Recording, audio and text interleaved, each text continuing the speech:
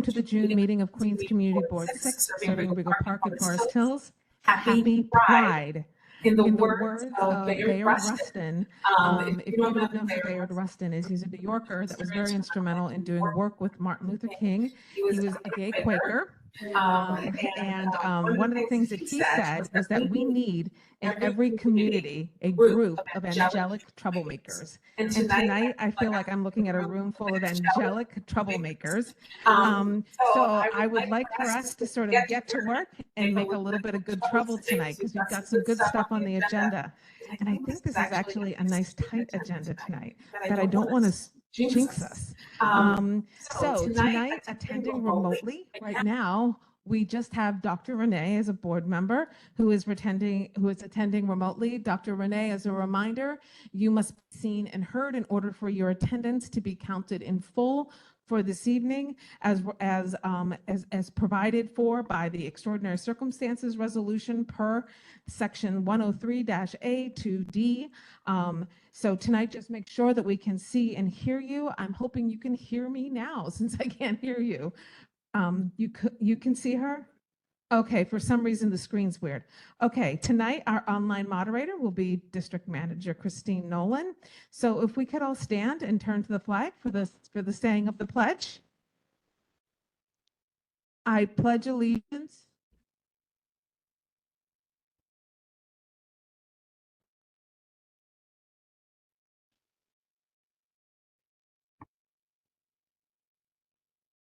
Fantastic. Take your seats. Okay. So tonight we will begin with our public forum. First up will be good and welfare reports from board members. Good and welfare is an opportunity for board members to share community announcements and other things. So tonight I already have a queue, and if I am missing you on the queue, please let me know. I have Kevin Lee, Mark Laster, Pedro Rodriguez. I have myself, Pat Morgan. I have you. Good evening, Pat. What's up? Anybody else need? Okay, hold your pan. Okay, so I have Latrice, then I have Bill, and Jingle Bus. I see Mr. Kavish Batra. Anyone else? Oh, okay, Sarah Barida. Okay. That are political in nature, as this is a civic space. Let's start with Kevin. Kevin?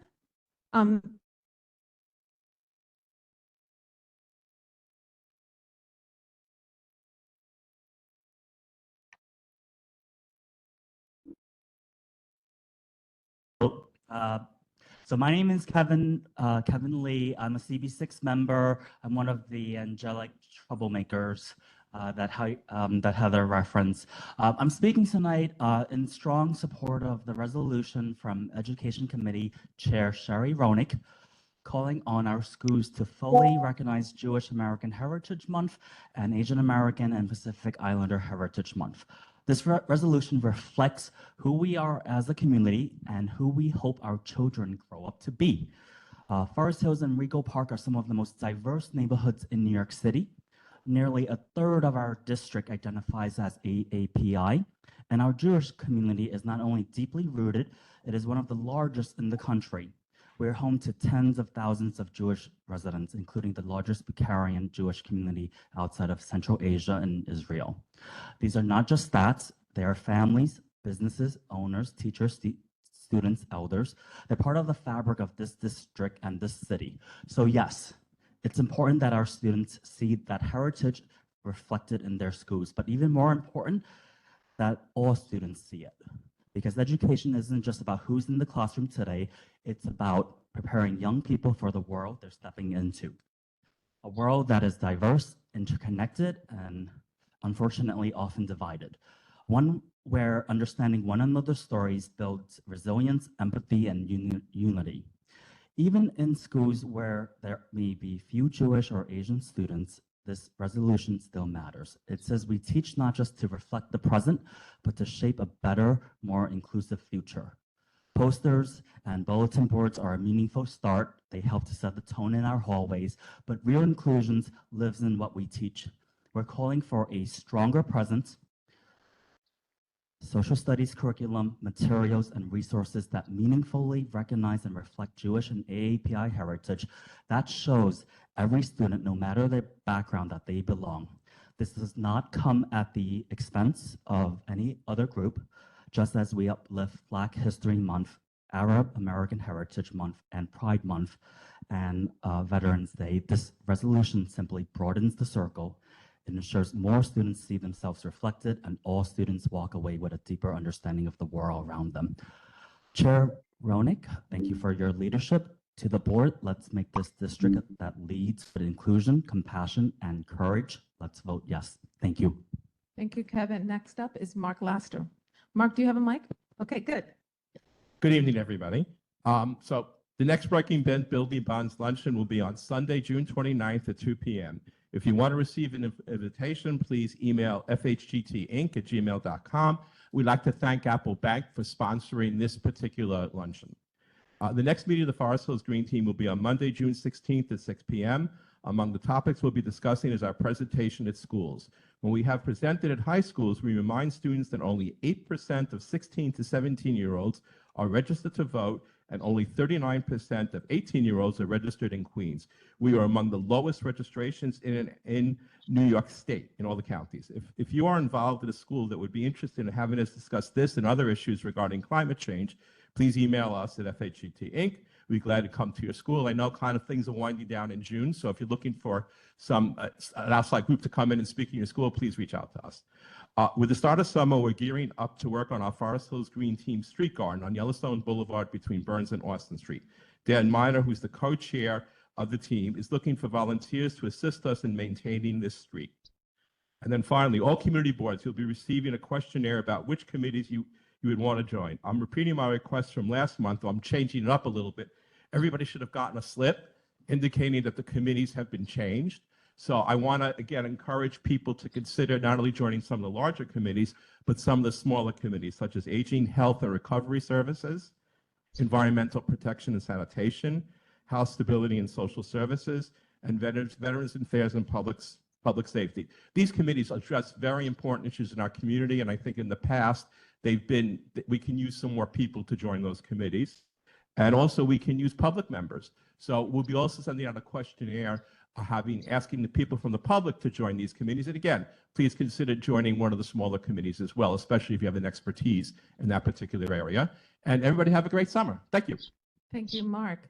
Next up is Pedro Rodriguez. Pedro? Turn to switch. Hello, there you go. Yeah. Okay. So yeah, hi everyone, Pedro Rodriguez here from Neighbors for Safe Austin Street. Now, I mostly just wanted to talk about what happened last week with the budget, not with the budget, with the agenda. As you guys know, we were supposed to be voting on something called Austin Day today, but that got pulled. Now, for some background, Neighbors for Safe Austin Street, we started that project in 2023. I remember that because that's where, no, 2022 actually. With the intention of essentially a petition to get the city to look at Austin Street. As you guys all know, with all of the issues on Austin Street, the congestion, the narrow sidewalks, et cetera, et cetera. Well, it used to be the slow bus. Now we got a petition, we sent it to the city, we even got the petition committee here in Community Board 6 to send a request to the city to do a study on Austin Street that prioritizes pedestrian safety and comfort. Now that was 2023 when the Transportation Committee sent the request, and we still haven't seen anything from the city. So last year we decided to start an open street on Austin Street to try to essentially open up the street more for pedestrians and for people to be able to walk more, attract more foot traffic, and also just increase the quality of life. We canvassed the community, we canvassed the businesses on the block, as well as around the block. We got overwhelming support from everyone, and we thought that was going to be good enough. Now it looked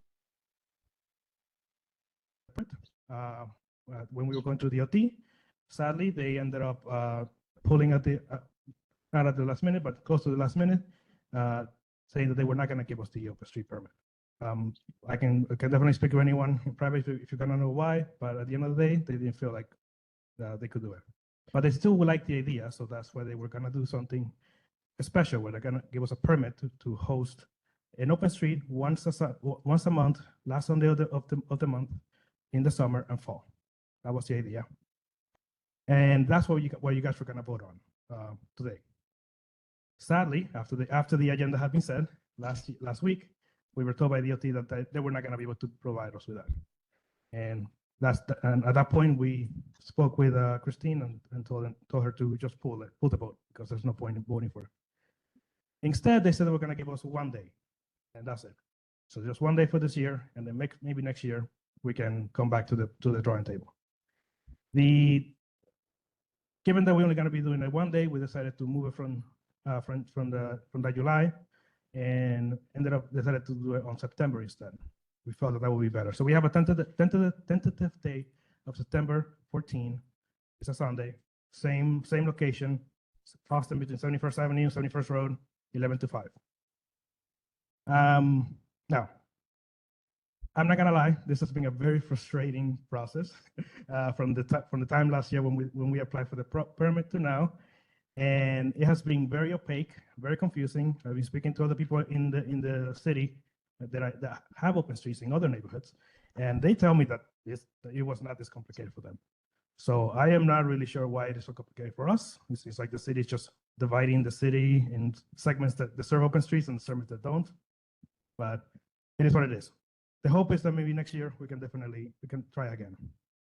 That's what they told me. Now, no matter at the end of the day. We started this process back in 2022. The letter got sent in 2023 from the community board, and it's 2025, and we're still gonna keep doing it, because at the end of the day, we still think that the issues on Austin Street have not been fixed. There's still a lot of congestion. The sidewalks are still too narrow. They're way too narrow for ADA accessibility. There's still crashes happening on it, and we're still seeing the same issues of sanitation, of small businesses closing down. And now that the bus is leaving, we're worried that that's going to actually draw even more businesses from the businesses on it. So we still believe that an open street on Austin Street will be very beneficial, not just from opening up the space more, but also just to attract more city attention to the area. And given the canvassing and the petitioning that we've done, we believe that the community and the businesses also agree.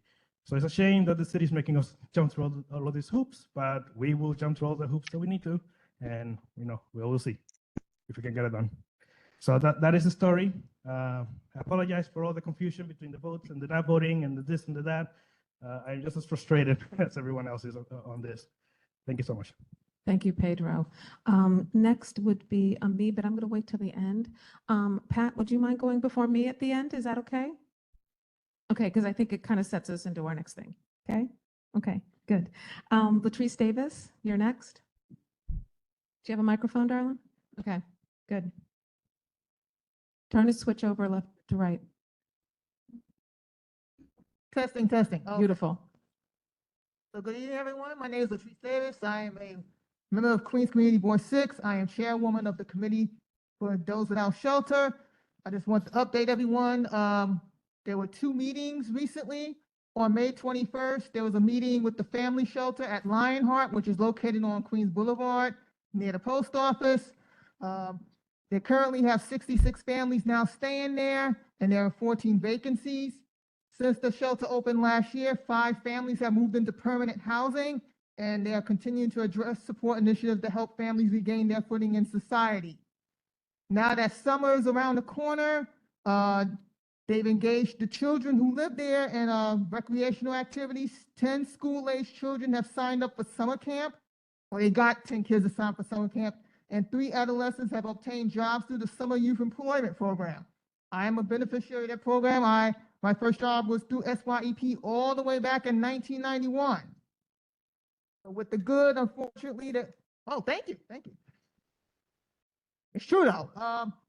Although there's some good things, there's unfortunately some not so good news I have to share. Whether it's staffing issues, they could currently use security officers, case managers, and program assistants.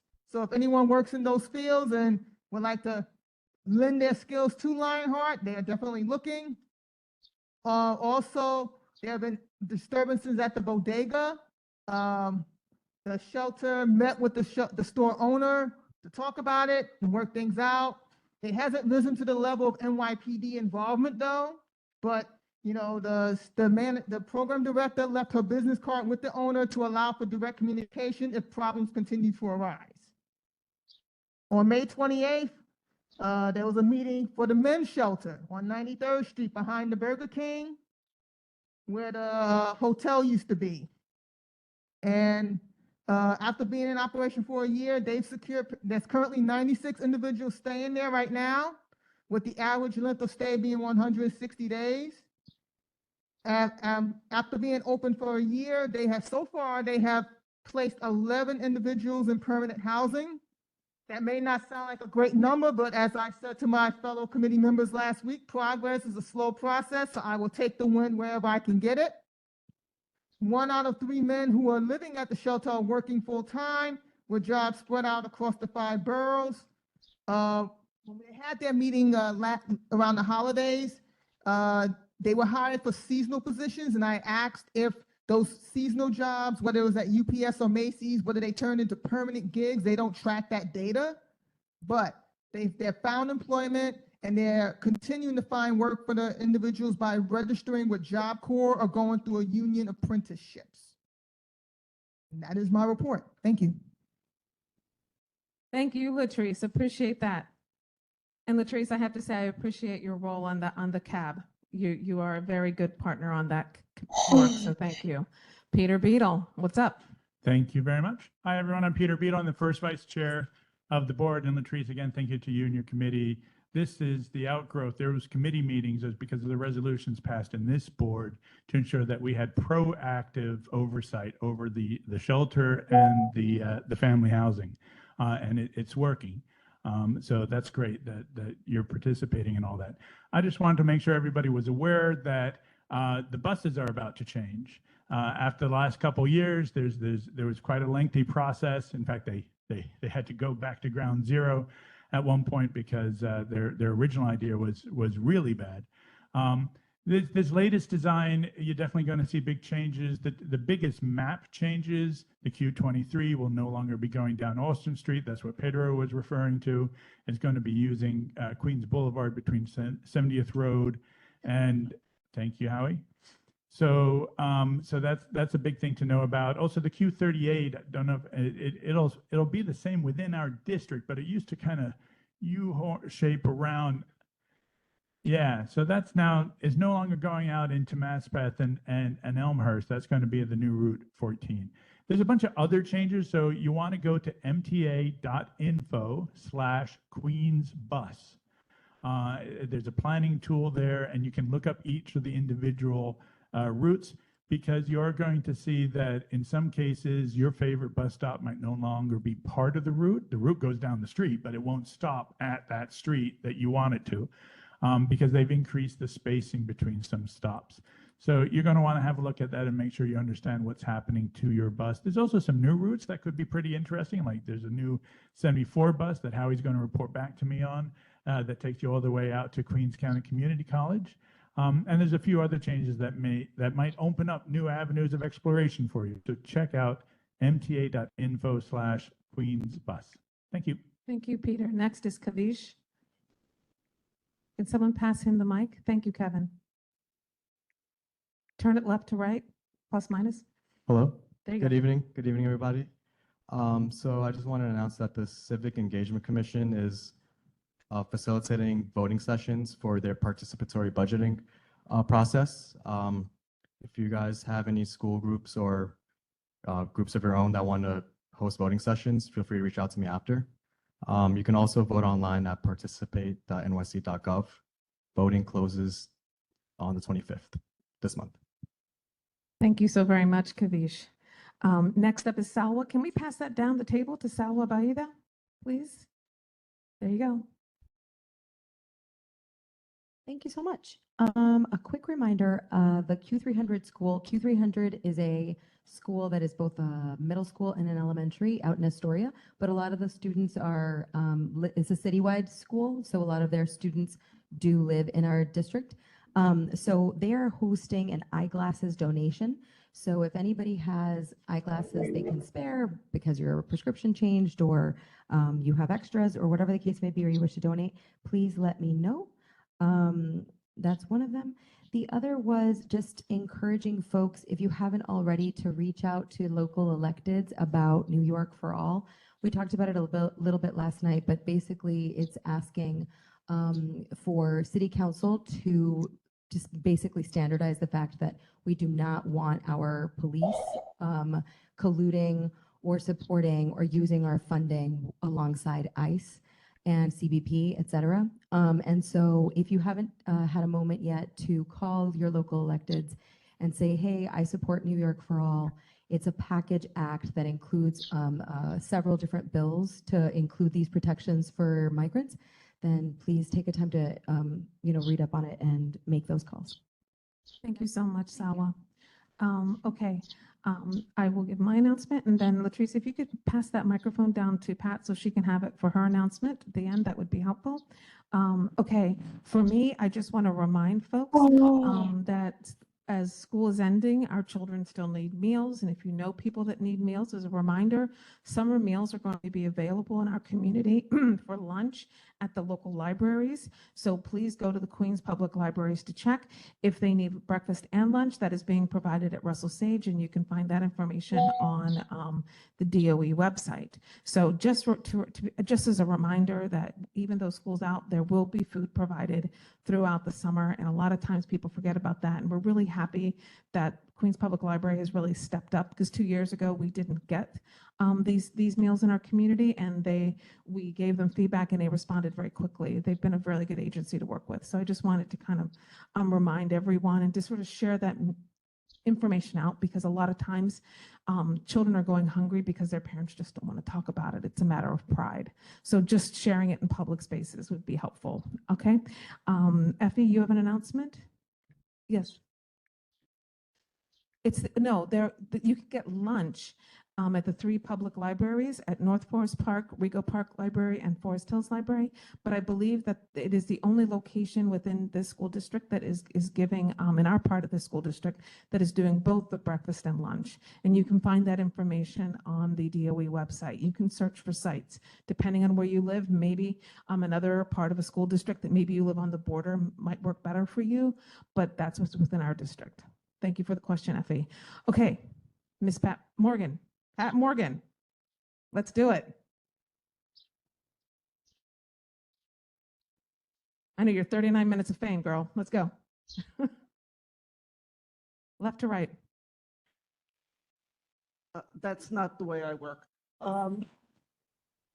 Yeah, indeed. I stand corrected. First of all, everybody, happy Pride. Happy Pride. Come on, you can all say it. Happy Pride. Pride is celebrated many different ways. Celebrate. Celebrate every human being in this room.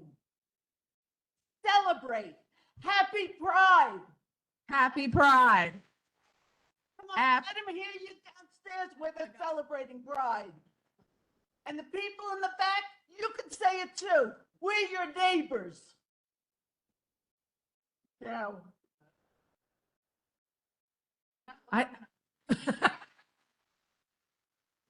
are you kidding me? Okay. Happy Pride. Happy Pride. Let me get, do you have the Joe Hennessy quote? I thought you had the Joe Hennessy. I have the Joe Hennessy quote. Just give me 30 seconds. All right. I wanted to say. Do you want to say who Joe Hennessy is while you're looking it up? Because some of our board members might not know. First of all, this is my first meeting in months. So welcome to all the new people. And I wanted to let you know, Joe Hennessy really loved this whole community. for many, many decades. I'm sorry I don't have the number of decades that he worked for our community. He worked here right up until almost the end of his life, dedicating himself tirelessly to anyone who needed help in this community. And on April 8th, in April 2019, when I was appointed to this board, he said words which made, well, it stuck with me to the point where I made sure that we have a resolution that every time we have new board members join our board, this quote must be said, and it passed unanimously by our board. I'm sorry to give you my back, but it stuck with me. And I wanted to stick with each member, whether you've been here for decades or whether you've been here for 2 months. And those words are, you have one responsibility, not to yourself, but to your community. When you vote, make sure you vote for your community. It's a commitment you've made to the city. It goes on, we're an active board. We're open to any suggestions that people have. We're happy to see new blood coming in. And the fact that he said you made a commitment not to yourself, but to your community has stuck with me. And in 2 years, someone else will recite these words, I hope, to make sure every new member and every older member can take pride in the work that they're doing for the community. You're not here for yourselves. You're here for your community. Thank you.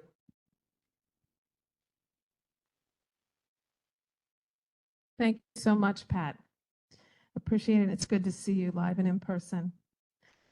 We're now going to move into the public speaking part, public comment part of our meeting now. We're closing out the good and welfare for board members.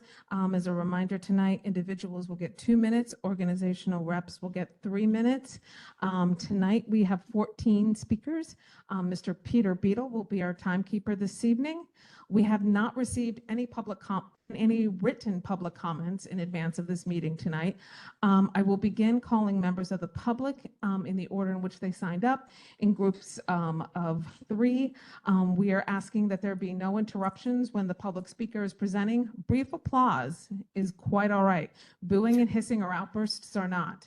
If your behavior becomes disorderly, I will ask you to leave whether or not you have spoken. As a reminder, there is to be no advertisement of one's candidacy for public office, support, or opposition to a specific political party or organization, or support or opposition to specific political candidates for public office. So tonight I will start by calling our former board member, Heidi Chain, who is here on behalf of the 112 Precinct Council. Good evening, Heidi. Great to see you. Good evening. Great to see everybody. Happy June. Pat, happy Pride to everybody who's celebrating Pride. Good evening. I want to give you a few updates from our Precinct Council.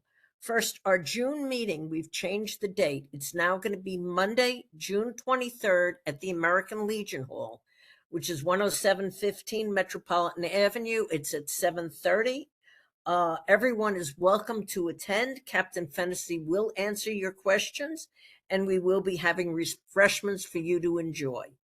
Next, our big event this summer is Night Out Against Crime. Some of you have attended, all of you have not. I hope to see everybody this year. It's going to be at McDonald Park, August 5th, 5 to 8. We're going to have a barbecue. We're going to have a DJ, and if you represent an organization and want to have the organization have a table, please contact me at council112@yahoo, and I'll be happy to do it. If you have a business and want to participate, please contact me. Heather Christine, I hope Community Board 6 will be joining us as you have in the past. And I hope it should be a great night. In the event of rain, the Forest Hills Jewish Center has agreed to host us again. So we will not be wet. We'll be indoors, and thank you to the Jewish Center. And please mark this on the calendar. The last thing I wanted to announce is completely different. I got a crime update, and I call it kind of a warning from our crime prevention officer, and I wanted to just share part of it. I understand, Heather, you're going to be sharing it amongst the board members in writing, but I just wanted to read for anyone who's listening the very beginning part of it. And it starts like this. I hope the message finds you well. I'm writing to provide a brief update on recent crime trends within the confines of the 112th precinct and to share important crime prevention tips that may benefit our community.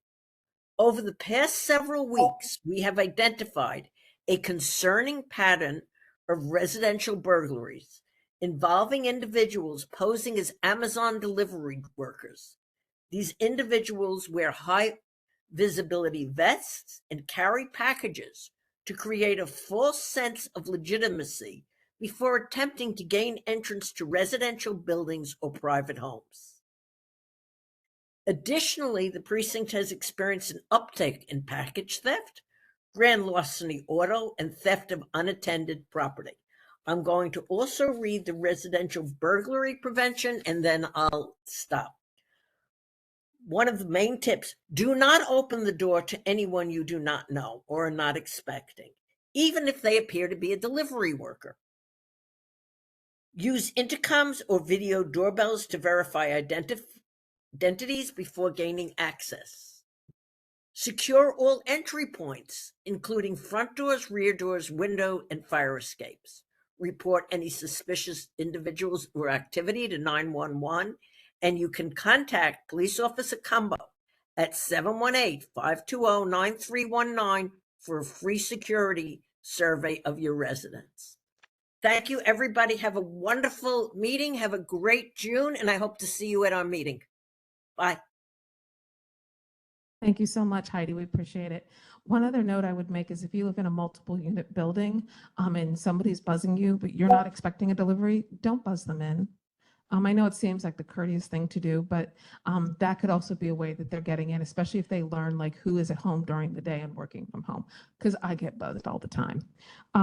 Okay, next is Thane. Yes.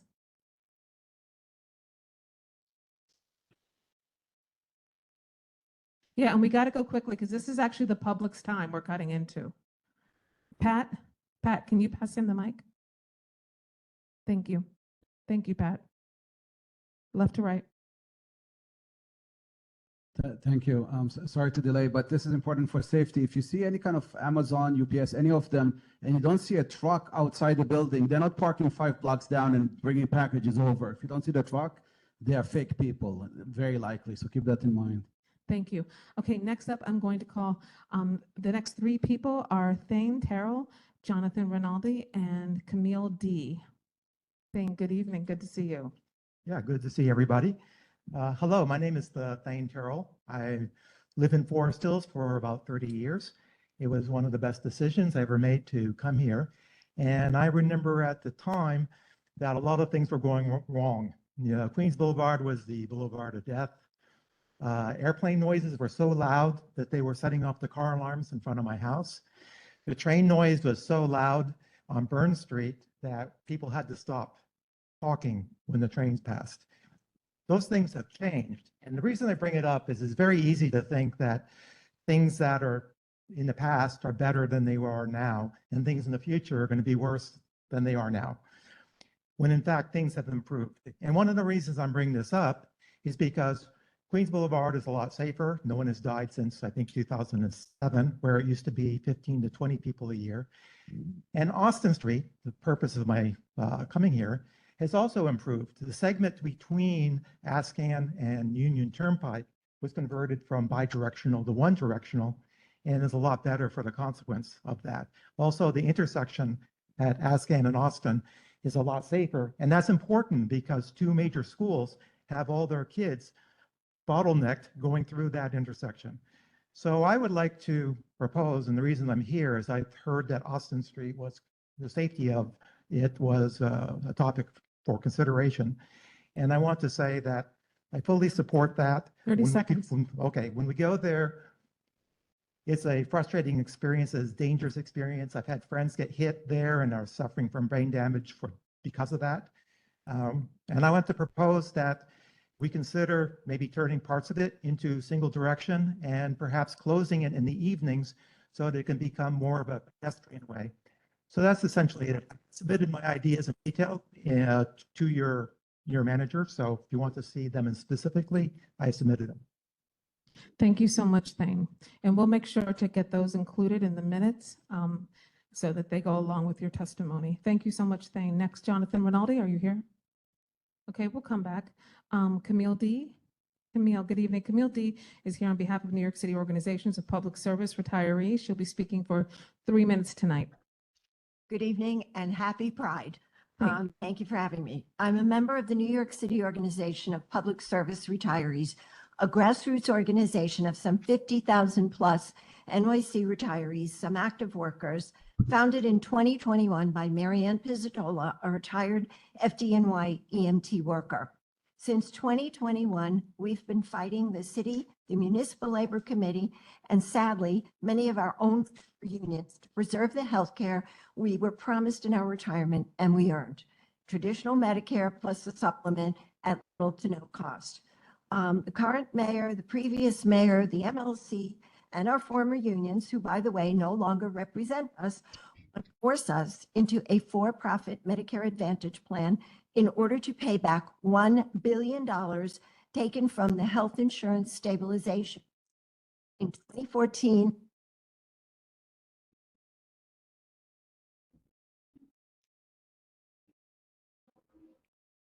this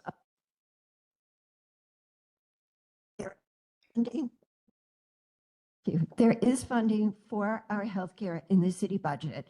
It's been a line item in the budget since 1967. But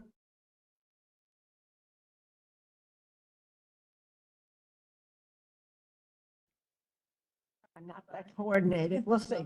The current, I'm sorry, raises are a good thing, but that's not the purpose of the fund. I said that already. Medicare Advantage, by the way, is the default healthcare plan in Project 2025 for seniors. These plans delay and deny care. They overcharge taxpayers by a minimum of $88 billion per year, up to $140 billion a year. They also use AI to review claims. And by the way, if Medicare Advantage works for you, that's great, but no one should be forced into it. We've been fighting our battle with litigation and legislation. Litigation has been successful. We've won 11 unanimous victories in the courts, despite the mayor's consistent appeals. However, litigation is expensive, and we have no guarantees that the higher courts will support previous decisions. Our legislation. Last year, we had a city council bill to protect our healthcare, Intro 1099. Unfortunately, the bill never made it out of committee, so several months ago, Council members Chris Marte and your very own Robert Holden introduced another bill, Intro 1096, to preserve our healthcare. This would codify the healthcare of New York City retirees once and for all. Right now, we have 16 council members who signed on. I'd like to thank the Veterans Affairs Public Service Committee for considering this issue. I'm asking the community board to please vote to pass a resolution or letter of support for Intro 1096. You will strengthen our position immensely. 250,000 lives depend on it. Thank you. Thank you, Camille. Okay, next up, the next three speakers will be Odette Wilkins, Yvonne, and I'm going to botch your last name, so I'm going to not try. And then Inez will be next. Odette, good evening. It's been a while. Yes, thank you very Welcome much. back. Thank you very much for having me. Okay, great. Well, I'm Odette Wilkins, and I'm President and General Counsel of Wired Broadband, and we are a nonprofit in Forest Hills. focusing on safe technology for the public. I also have been a technology transactional attorney for over 20 years. I'm also executive director and general counsel of the New York City Alliance for Safe Technology. A 5G tower has been installed next to the school playground at 69-20 Juneau Street on the sidewalk of PS 144. A rally was held prior to the installation, attended by local residents, including residents across the street and parents. Oh, my goodness. Oh, there we go. And parents to oppose it. I was wondering what was happening. Okay, thank you. A petition to protest the 5G tower now has about 200 signatures. The 5G tower is 32 feet high with 5 bays, 1 for public Wi-Fi and 4 for 4G and 5G wireless services. People who attended the rally were saying that there is no gap in service. And as a matter of fact, this board wrote a letter to the city saying, where's the gap in service? So why is the city putting a 5G tower in front of an elementary school playground? Especially now with the mandate that children are not to have cell phones at school. The New York City Council on Committee on Technology held a hearing on April 29th of this year. Council member Lincoln Ressler, who represents Williamsburg and Greenpoint, Brooklyn, was irate about the city's deployment of wireless facilities. Disgraceful, he said, of OTI's, quote, complete lack of community engagement on private property in front of people's homes, no communication with property owners whatsoever. He pointed out that there was no communication from OTI other than letters to the community board, borough president, and himself. He said, never have I encountered a process that is so inconsiderate. He said that even DOT talks to every property owner before installing city bikes. So OTI had countered that they've spent many hours attending community board meetings. So he corrected OTI and he said, instead of OTI taking responsibility to notify the stakeholders, it's the responsibility of the community boards. I don't understand how an agency can be so inconsiderate without meaningful community engagement. So that is, and so he said that he was writing legislation that would delineate the process that OTI should take to talk to every stakeholder. 30 seconds. Thank you. The Van Court Association, in whose district is PS 144, invited me to give a presentation on the 5G deployment earlier this month. I am also available to give a presentation to the Environment Committee of this community board, and I can then provide a full description and a PowerPoint presentation. Thank you. Thank you, Odette. Yvonne, are you here this evening? By the way, I have here coverage of the rally. If you want to give that to Barbara at the desk up front, that would be helpful. Okay. First is Yvonne and then Inez. Okay. Defer to Inez first. Okay. Okay. Inez, first, it's good to see you. Everyone, you should know that she served as a public member on our Consumer Affairs Committee for a year last year. So I just want to say thank you for your service and for your volunteering with us. You were beneficial to that committee's work. So thank you so much. Thank you very much also for having me. As Heather said, my name is Inez Guerra, and I'm here with Yvonne We are residents of Park Plaza, which is a building in Rego Park on 97th Street across from Rego Center Mall. We are here to actually express our growing concern about a situation that has become increasingly unmanageable, the traffic congestion along 97th Street, and particularly due to the lack of proper regulation. Okay. When the Rego Center Mall was being built, there was a lot of excitement in the neighborhood, but there was a lot of apprehension also, thinking about what kind of change will bring that to the living conditions of the neighborhood. Okay. Unfortunately, those concerns proved to be valid. Today, the area is burdened by constant congestion. There's food trucks, that heavy vehicles flow, drivers waiting for delivery assignments from Costco and Aldi, often idle for long periods in double park. This has severely impacted traffic and pedestrian safety. In the past, we reached out to local precincts, gathered signatures, and presented our concerns to the authorities. As a result, a pedestrian crosswalking and some signage was added. However, this measure has not been sufficient. With the recent addition of Marshall, I'm pretty sure that everybody knows that it was relocated, and also Best Buy, and also the anticipation of DSW and Burlington moving into the same area. Without additional safety measure, this situation poses a serious risk to both residents and shoppers. We respectfully ask for your assistance and guidance in identifying the most effective course of action to address this growing problem. Among the suggestions from our community are the installation of traffic cameras, a prominent stop sign, a speed bump to slow down the traffic and improve safety. Thank you for your attention and for your continued service to our community. Inez, thank you. Yvonne, do you have anything to add? Just add, Sure. Inez was so well prepared to speak to that. I just wanted to add with Costco, if those of you who've shopped there Yes. at the Rego Center, you'll know that the trash and the boxes that are left behind on our sidewalks as a result of people filling up their trunks and then leaving their trash behind the shopping carts, which in this day and age of active shooter, right? They lock and they form a wall in the Galleria on the first level of the Rego Center. And how many times I've asked Costco, go and collect your carts. God forbid there was an incident. We would have to, how would these children and elderly people hurdle over those shopping carts? It's an area that needs attention. And although we love it, we have a Starbucks now, right? We love our Panera. It's the danger that comes with that and the congestion, and we're fearful of it. So thank you very much. Appreciate it. With every new store comes new feet. So it is something to consider, and we can loop back with you both on this issue. We'll take this and Christine and I will discuss this tomorrow.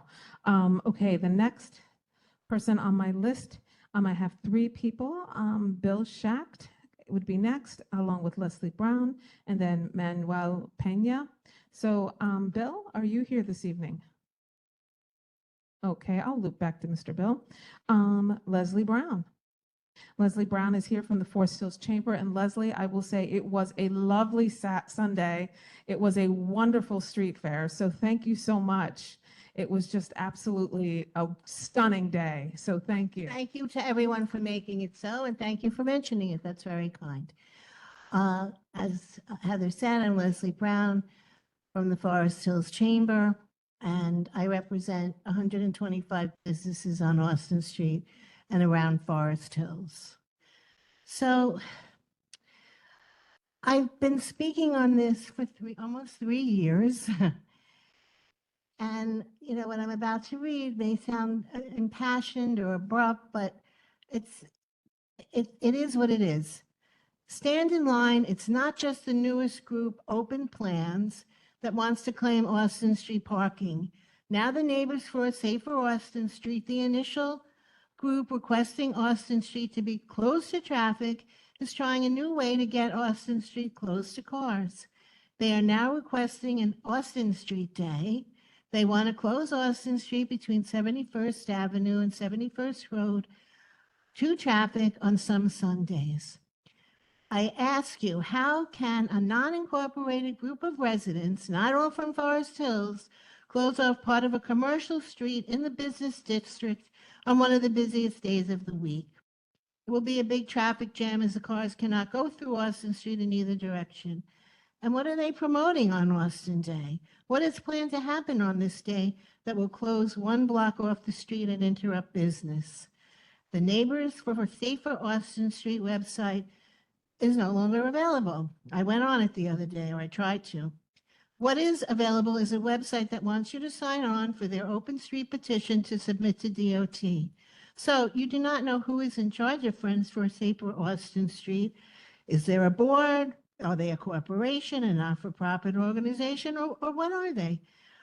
You are being encouraged to sign your name to something that you really don't know much about, except that this group thinks that they know best for the Forest Hills business community that has been thriving and growing for over 100 years. We have like maybe 5 new restaurants coming in. We maybe have 1 vacant store on Austin Street. The Neighbors for a Safer Austin Street may or may not be residents. I'm sorry I said that. I had a broken shoulder. I'm sorry. I'm just not myself. Take your time. So they want to close it down for exactly what? I spoke to CB6 and DOT 30 seconds. and was told that they were not given anything direct about what would be happening. They originally wanted a block party, but they couldn't get a permit for that. I'll skip ahead because I only have 30 seconds.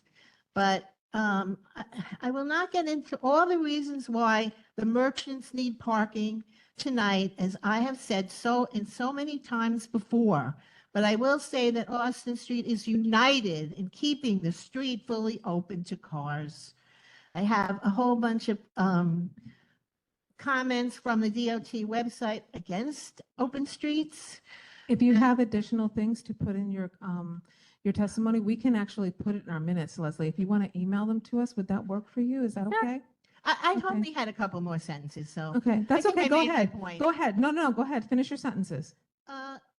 Well, please note that it's all, I skipped over it. Well, we have had, we spent $25,000 getting non-biased engineering reports, and I have those reports. I haven't presented them yet, showing that there was like in a 4 or 5 year period, less than 5 injuries in Austin Street, that the streets are very safe, that there are no problems. But we have been talking to DOT to work out something that would be good for everybody, but not to close the street off. Okay. So that's part of what I was going to say. All right. Thank you, Leslie. I please hope you feel better and heal well. Thank you. Okay, next up would be Manuel Pena. Manuel Pena. Correct, yeah. Sorry, good evening. Good He's evening. with Public Health Solutions. He'll get 3 minutes, Peter. Good evening, everyone. I am Manuel Pena. I'm a community engagement specialist with Public Health Solutions. For those who don't know, Public Health Solutions is the largest public health nonprofit organization in New York City. So in January, we became the social care network lead entity. And what this means is that we were provided $152 million from the New York State's Medicaid 1115 waiver to work with CBOs around communities in Manhattan, Brooklyn, and Queens to screen 2.6 million Medicaid members in our communities. So they can use these funds to hire staff, buy IT supplies, so we can screen Medicaid members for any unmet health-related social need they may have. So for example, maybe a diabetic patient, right? The first priority might not be to take insulin. It might be to pay rent. It might be to access a nutritious meal, right? So we work with CBOs like God's Love We Deliver that provide medically tailored meals to them. And we have like services such as housing support or helping pay with rent, like up to 6 months of back pay if you're a Medicaid member. So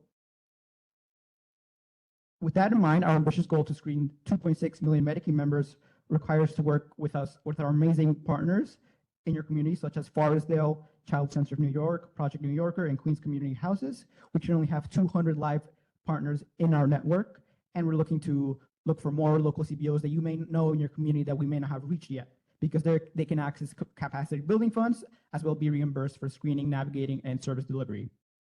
And for any Medicaid member, if you're interested in getting screened, please feel free to reach out to any of our community-based organization partners or visit our website at wholeunyc.org.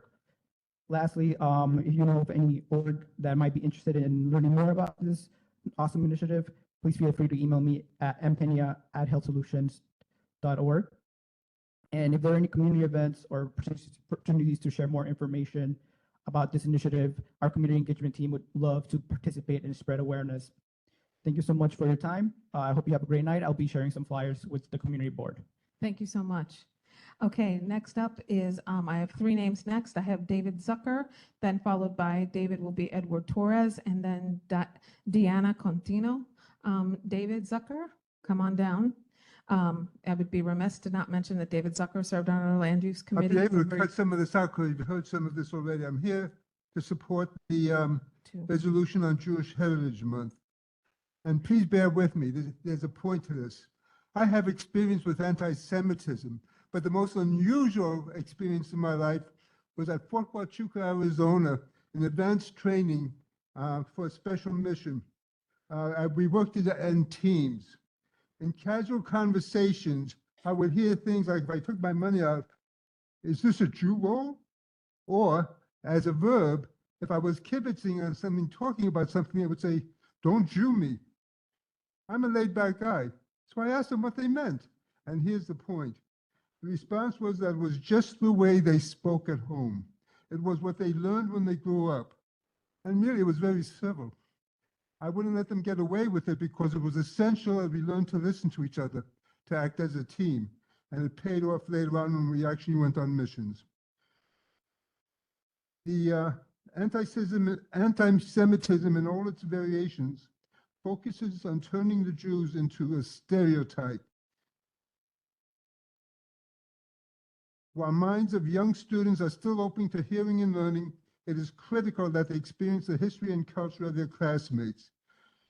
You heard about Queens being the home of a diverse population, which is true, and that's the reason I leave the specifics for public school lessons plans to the professional educators, who I respect, as my mother was a teacher, but I wholeheartedly propose that Queens Community Board 6 endorses the resolution, quote, the resolution culturally responsive and inclusive education within public schools, unquote. Thank you. By the way, congratulations on the men's shelter. So much, David. And to give David credit, David volunteered with our board a year ago, serving as a public member of our land use committee. Okay, next up would be Edward Torres. Edward, come on down. Good evening, Edward. Nice to have you. Good evening. Thank you for having me. Hello, everyone. My name is Edward Torres. I'm a CPA, and my firm has been located on Austin Street since 1995. My firm was first located at 7134 Austin Street above Pinsky's stationery store until 1999, until I moved down the block to my current location. We've been located at 7050 Austin Street since, and it remains our same office, and we love it here. I also live in Forest Hills all this time, and my family loves it here. I have many clients from Forest Hills and many clients from many other locations, but all of them come to meet us at the office. And when my clients come, they usually drive, even my clients that are in Forest Hills, and especially those that come from longer distances. And when they come, they all need to park somewhere. And I know parking can be very troubling, but after they come and they park, they often go and walk around the neighborhood and visit the wonderful stores and boutiques and restaurants that we have. All the businesses on Austin Street depend on customers coming and having ample parking. I oppose the street closing as a bad idea that will not make living or working in Forest Hills any better, but rather will make it much worse. My clients and other businesses on Austin Street really rely on our customers to come. And if they don't have parking, it will be much harder. During the day, I often look out my window on Austin Street and Continental Avenue, and there are almost never any problems. I implore you to reject this notion of closing one block, as I'm sure it's going to disrupt residents, businesses, and visitors.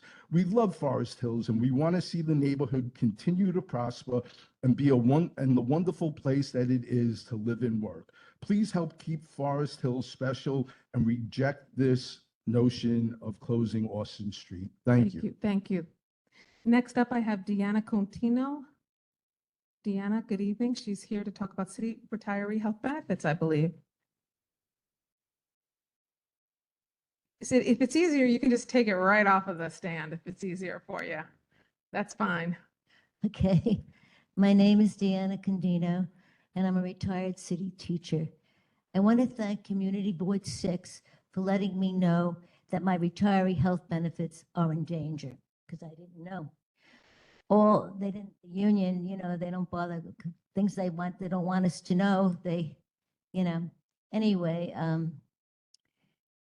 all these years, the United Federation of Teachers has told its members that they would get Original Medicare and GHI as their retiree health plan. Michael McGrew, head of UFT, has been trying to take away our benefits and give us a privatized Advantage Care plan that is not very good. We fought it in the courts and we won. And Michael McGrew said, it's okay. You're going to keep Original Medicare. And all of a sudden, Community Board School 6 let me know that voting on retired benefits. And I'm like, what? And then I was listening to the debate between Brannan and Levine, and they mentioned it about that. So that we could have it. Now he's trying to force the retirees to switch to an inferior plan. I'm 80 years old, and I have had hip replacement surgery, I have macular degeneration, and I have collapsed arches. When a person gets older, the body begins to deteriorate. It's cruel to take away promised benefits when a person is most vulnerable. Please help me. Do not let Michael McGrew take away our health benefits. I'm also going to speak for my friend Catherine Metz. She was supposed to come, and she came over to my house and said, I don't feel well. I had written something because she had told me to write it, but I know her. Okay, we're going to go ahead and give you some extra time since you're speaking on Catherine's behalf. She wasn't a teacher, she was a librarian. I'm going to say, Catherine Metz, a retired city school librarian. I'll do it as if I was her. Thank you for letting me know that Michael McGrew wants to take away the promised retiree health benefits and give city workers a privatized Advantage Care plan. I worked diligently, and even students who had little interest in the library enjoyed coming to the library. Once the principal came to the library and wondered, how was I able to get so many students to come to the library? I think he thought, I don't know what I was doing.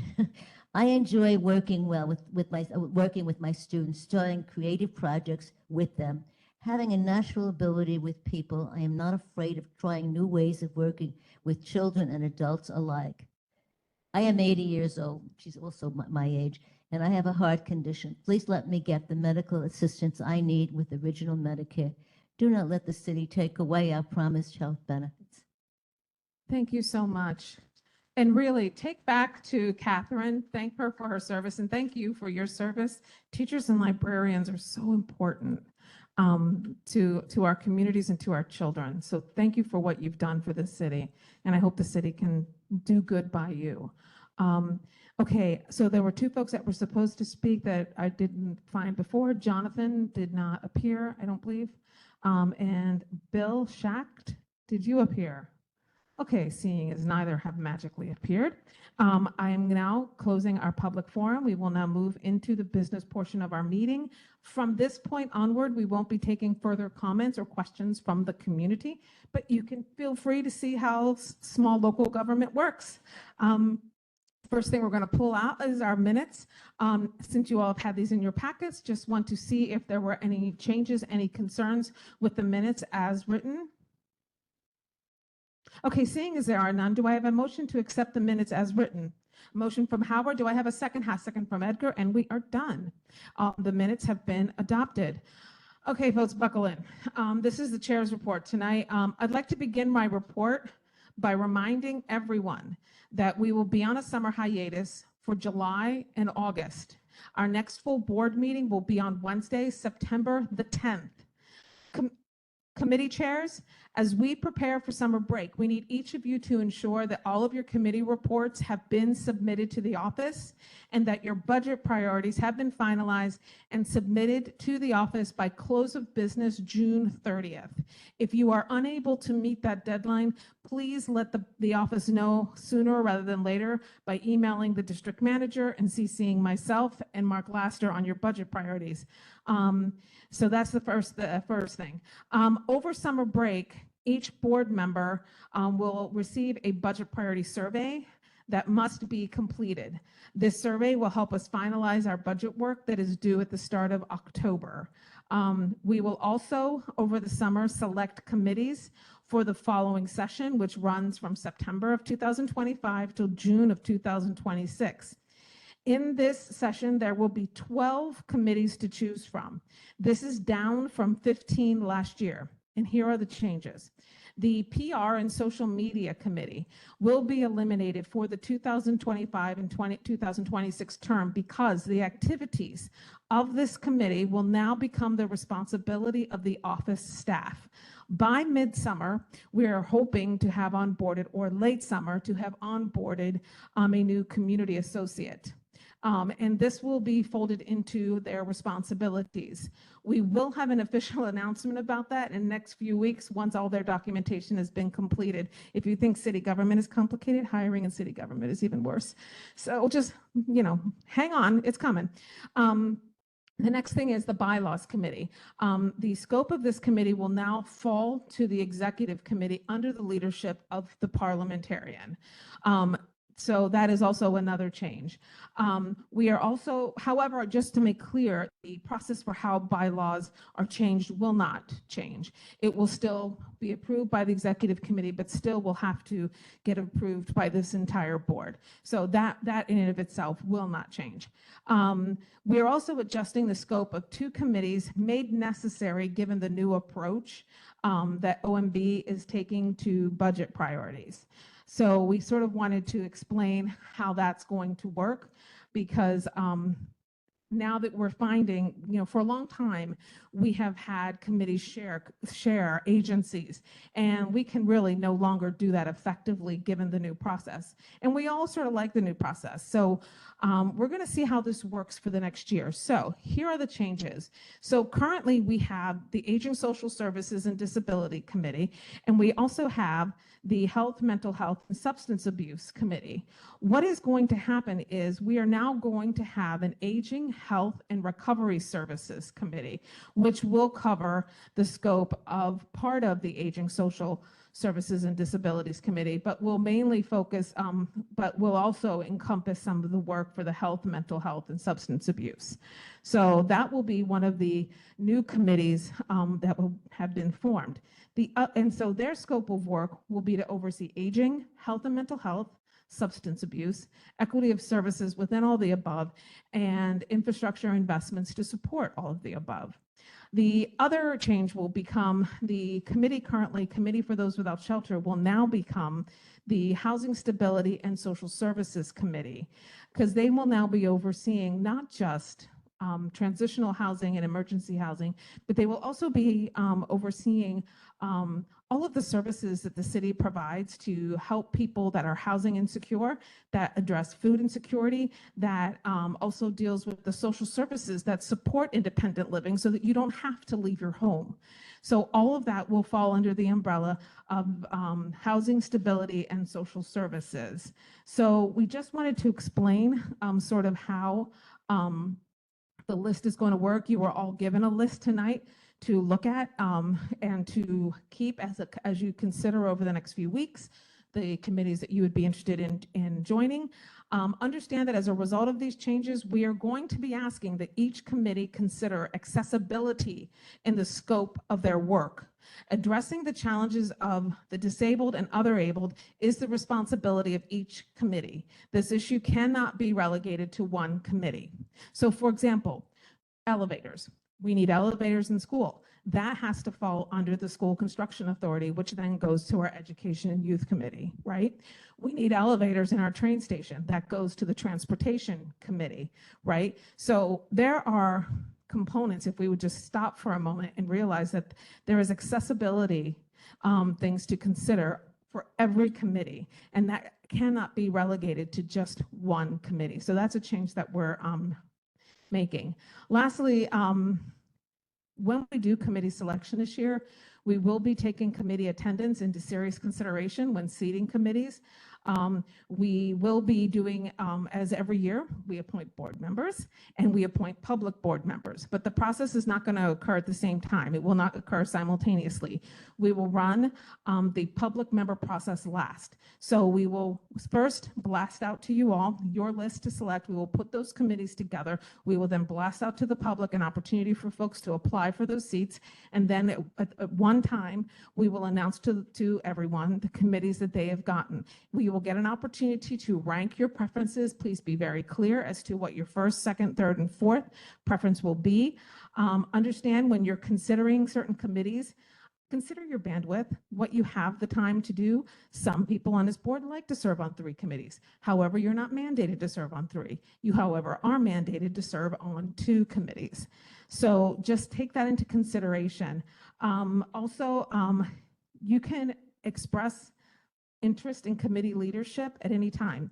We do not have a rule in place that says, if you've just joined the board, you can't put in to be a chair of a committee. So I just want to tell you that if you feel like you would like to apply to be a chair or co-chair of a committee, that is fine. You can do that. That will also be on the application. So that is going to be all of my report tonight. No other subjects. So I want to see if there are any questions. Mr. Herb. Can we get Mr. Herb a microphone? Hold on. Pass that on down the row. Okay. Click it.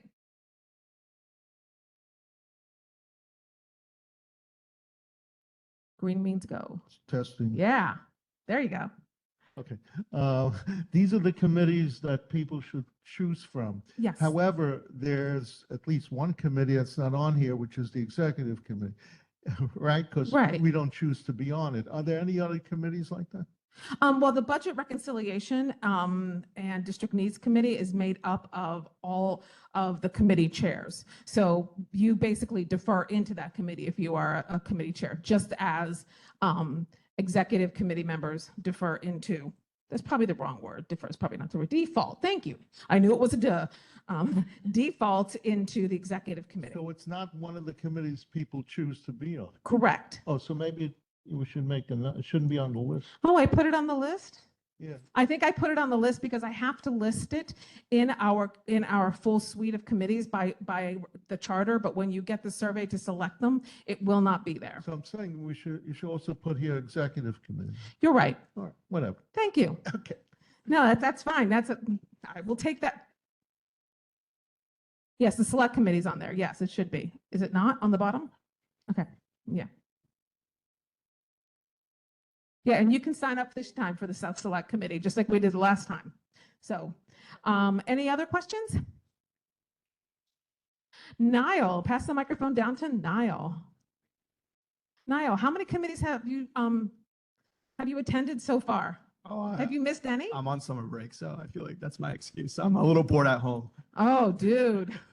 I am so glad we're that compelling. Oh, no offense. I love it. Get some Netflix, my brother. What's up? I just had a question. I Yeah. know, can we get the committees with the agencies responsible? I know that we're combining aging, health, recovery services, housing stability, and social services a little bit differently. Yeah. But I wanted more clarity on where HRA is going. And that's perfect because we actually have a handout that the office is going to be sending out tomorrow that will have that on there. We just wanted to give you all a short list tonight because we're hoping that the short list helps us get to a short meeting. So you can definitely look at that. But if you have any questions at any time, email me, email Christine, and we will get back to you. You can email both of us. But it will have on there the committees, the changes, and it will also include the agencies that each committee works with. So that should help you. Thank you so much. You're very welcome. Good question. Anyone else?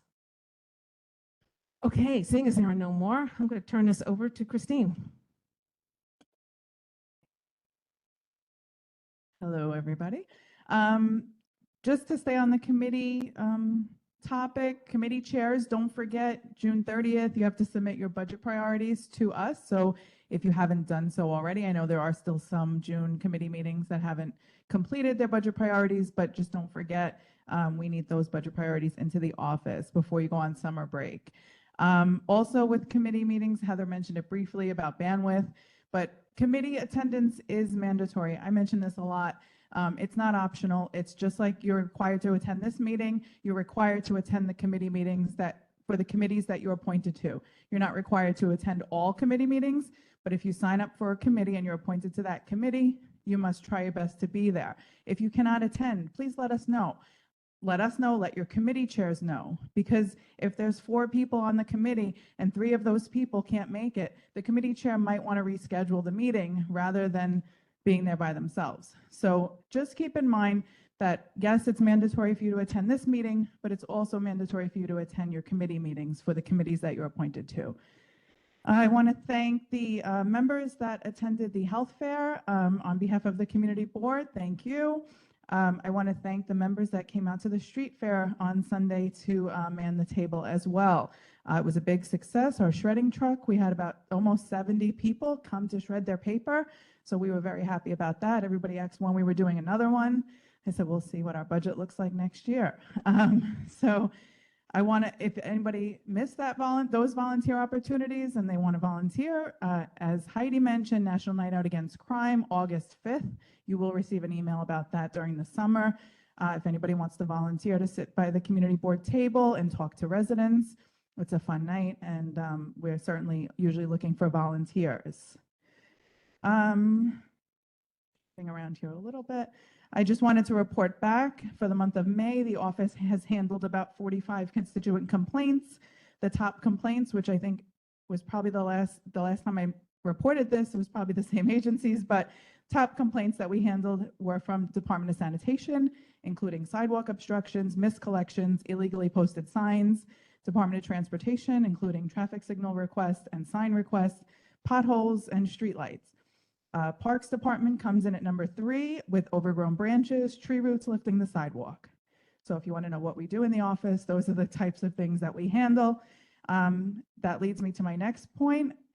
You guys are off for the summer, but the community board office is open. So feel free to reach out if you have any questions. We will be there handling complaints. Call your complaints into 311 and then call the community board or email the community board so that we can follow up on those complaints. We will still be sending Friday emails. They might not be as robust because there aren't a lot of meetings and things happening in the summer, but keep your eyes out for those. And as Peter mentioned, the Queens bus redesign, we will be including some information in the Friday email about that, including brochures that you can share with your family and friends and people that you know so that they're aware of the changes that are coming up as well. I think that's it. Thank you, Christine. Okay, oh, wait, okay, we have Herb and then we have Martha. Herb? Yeah, another detail. Yes. Attendance is virtual for the committees, but in person for the board. I just want to know. Unless you have extraordinary circumstances, Right. correct. Yes, right now, most of our committee briefings are virtual, which makes it easier to make your attendance. However, there are some that we do have to do in person. If there's a public hearing involved, or if it's something that we need to report back to the public on, we will have those in person.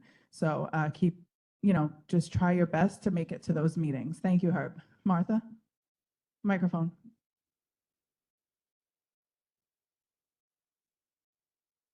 My question was, on the last meeting that we had, there were several people that were concerned about the bus redesign. We talked about very important problems that could happen as a result of it. And I wanted to know what can we expect as far as follow-up feedback when the design is actually implemented during the summer. What can we expect? How can we help? What can we do to pretty much answer these major complaints, especially with the women, children, strollers, pedestrians, the new bus stops, and the fact that, Austin Street is not going to be dropping off people to shop. So basically, the presentation that we got is basically the design that's going to be rolled out starting June 29th. So what we need from you guys is if there's something that you're seeing that's not working, you need to let us know and you need to let the MTA know. We will let the MTA know on your behalf. They will be analyzing the plan as it's implemented to see if things are working. So if things are not working, we need to make sure we let them know. So I would say, first of all, you need to spread the word to people that may not know what's going on. That's why we try to share the information with you guys as much as possible. Share, the information. I know that some of the bus stops have already started seeing signs that say this bus stop will no longer be active. So just make sure people are aware of what's going on, and then just keep your eyes open for things that maybe you mentioned to the MTA and you're seeing it now in action and you're saying, wow, this really is a problem, because we want to be able to go back to the MTA and say, we told you that this wasn't going to work, but we gave you the benefit of the doubt and now it's not working. It doesn't mean that it's going to change, because you have to remember this plan is more than 5 years in the making. So, as Peter mentioned, so we don't know how open they're going to be to changing it right away. But they did say at our meeting that they will be looking at it throughout over time. So we just want to make sure that anything that we're seeing in our community, we're bringing to their attention. So I would say at a minimum, you should be like just looking around, seeing what works, seeing what doesn't work, and let us know so that we can let the MTA know. Thank you.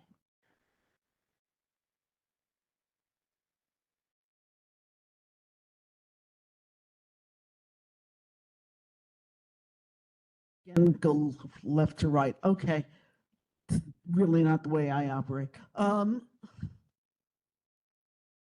Since we did discuss for a while in the PR committee about the Friday afternoon, let's get the message out to the community, and whether or not a committee was going to be posting that on social media or not.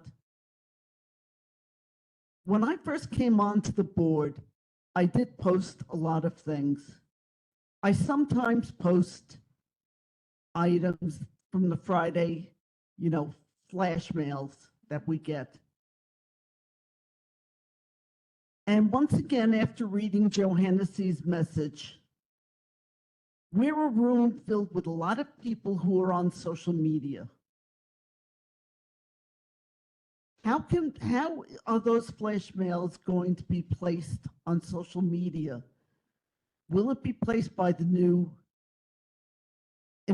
employee coming, or will it be something for we community board members to take upon ourselves to post on our different social media groups? Because in all honesty, I did it for a while. I was remiss, and I'll, take a ruler and slap my hand later. But how is it going to work from this moment on?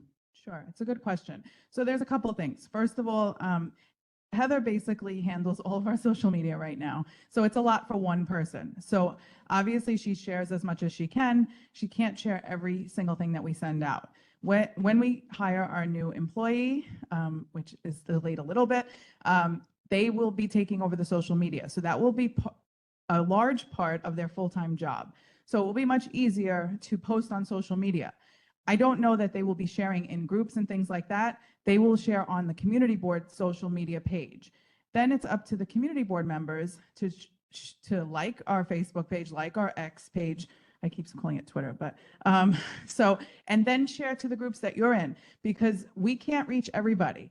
And that's why you all are on the community board because you may know people that I don't know, and you may know people that somebody else doesn't know.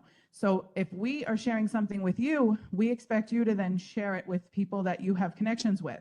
A lot of us are members of other groups. A lot of us are, members of different neighborhood organizations. So we do expect a little bit of that from the board to then share with people that you have connections with, but we will be a lot more active on social media when we have the staff that can keep up with it on a daily basis, because it is a lot. So that in the coming months, hopefully by September, we will have it all figured out and we will have a stronger social media presence. But we still will need you all to share with your groups or email out to your email list or your whatever list you have or whatever list you're part of. We still need you all to spread the word. Does that answer your question? Yes, but I would also like to say, if I may, to my co-board members, please take it upon ourselves a little bit more often that if you're in a Facebook group and there's an event coming up, please share it. I'm going to do my best to do it. As I've said, I've been remiss. But we have to get the word out to our community, because this room should be so overflowing with community members coming here. And it's not. Thank you. Yes.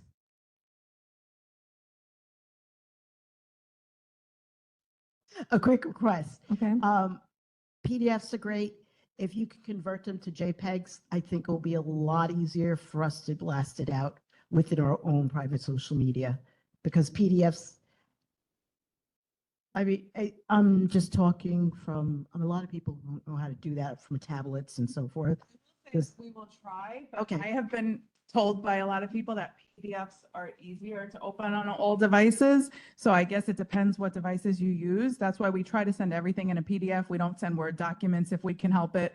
But we've been told, like that. I know a lot of the elected officials will send us in JPEG files, and they're hard to print, they're hard to share. So we try to do PDFs just because it's universal. But if you get something and you think that it could be easier to share as a JPEG, just email me and say, can you send me this? Rather than me sending 2 files of everything, because sometimes that thing gets really long, just ask and we can try our best to accommodate. Yes.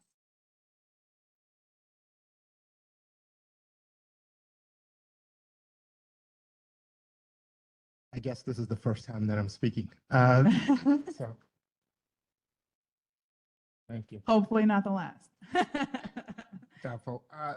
I do want to actually piggyback on what Pat said. I'm curious what are across community boards best practices for sharing out information to the community, and if there's been any kind of maybe, especially as a new person coming in, if there's any kind of institutional historical documents about that has been collected over time and that could be reviewed. Yeah, so that is something that has been in the works that will be, you didn't miss anything. It hasn't been sent out, but we have been talking about it for a while. So we will try to get that done over the summer. We kind of over the summer catch up on a lot of things that we couldn't get to all year because, we were busy in between. The time goes by really fast in between meetings. So the summer is when we try to catch up on things that we've been trying to do. So we will get to one. We will circulate a social media policy. We actually got one from the borough president's office that they use, and ours will probably mimic theirs, just not as specific because, they obviously have a bigger social media presence. So you didn't miss anything, but we will be putting something together. In the meantime, I would just say anything that we share with you that, most of the things in the Friday email are open to the public unless we specify otherwise. So any kind of a flyer or community event, if you're not sure, if it looks like something that might be for community board members only, just shoot me an email and say, is this okay to share? Then we can just that way for now. Quick question. Kevin, Will yeah. the office please help us with the Omni transition? It's tougher than the token to MetroCard transition. If you have a specific concern, reach out to us. Yeah, some people have already reached out to us and we connected them with the MTA. So if you're having an issue with your Omni card, let me know and we can connect you with our contact at the MTA. Thank you so much. Appreciate that. Okay, next up is Mark Laster. He's going to talk to us about a census resolution. You all would have gotten that in your packet from Christine last week. So Mark, walk us through. Thank you. So I'm number 1. You're going to be 2 more resolutions, but mine is, I think, among the, it's relatively short. So let me just read the census resolution and what it says, and then I'm going to give some background. So the census resolution basically is, whereas advocacy around the 2020 census generated $1.8 billion extra funding annually for New York State services, whereas in order to assure a complete count of all New York City's residents, we need similar advocacy efforts. Whereas we need to start preparing for the 2030 census now, be it resolved, the Queens Community Board 6 asks all our city council representatives to support and advocate for the New York City Council Intro 1225-2025, which would amend the city charter to establish an office of the census. Be it further resolved, the efforts of the New York City Department of City Planning be provided all the necessary resources for the local update of census address. And of course, city has to have acronyms. It's called LUCA operations. So the background about this. April 1st marked the halfway mark between 2020 and 2030 decennial census counts. New York State may lose at least 2 congressional seats and potentially 3 after the 2030 census, according to the Census Bureau population projections. New York currently has 26 congressional districts, down from a 1950 high water mark of 45. Since then, the state began losing districts due to population drops and increases in other states' populations, especially in the southern and western regions. In fact, in each census since 1950, New York has lost a minimum of 2 congressional seats and in some decades 3 to 5 seats. In the 2020 census, New York had its best results on congressional seats since 1950, losing only 1 seat and falling just 89 people short of losing no seats. A number of us were involved in advocacy during that time. And yeah, if we had one more day, we wouldn't have lost a seat. Anyhow, New York City's investment in the 2020 census effort was significant, with a budget of $40 million and a fully staffed outreach and operations office. Those efforts led to New York City finishing first in the census count of major cities across the country, resulting in 600,000 more people counted, meaning approximately 1.8 billion a year for a decade.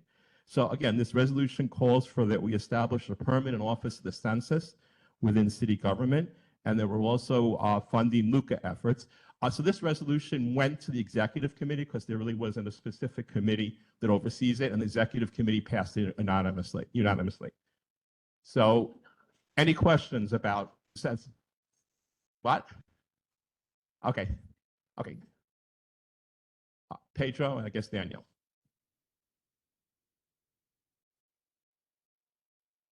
Yes, so I'm a bit confused by the what exactly. For my own education, is the implication here that census counting is not good enough, and that the reason why we're losing seats is because we're not good at counting people? Right. So in other words, the federal government is responsible, as we know, for the census. Yeah. But the concern is that, in New York City, we have a lot of unusual housing situations. And again, every person that's counted leads to more representation and more funding. We miss people, and again, we just missed, I think we said 89. We would have not lost any congressional seats. So that's why it makes sense to invest the money up front. And as it's indicated, $1.8 billion. What they projected, they kind of estimated what we would have gotten if we didn't do this outreach, and we ended up getting $1.8 billion more. And what's the outreach? Just like telling people? So basically, so in 2020, if people remember, we had something called the pandemic.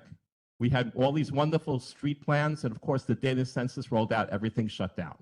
So the outreach, it was a lot of online outreach. We did a lot of Zoom meetings. And then around August of 2020, we actually started doing street outreach. And what happened is community groups work closely with the Census Bureau. So in this outreach, we know that there's, among certain communities, there is not much trust of government.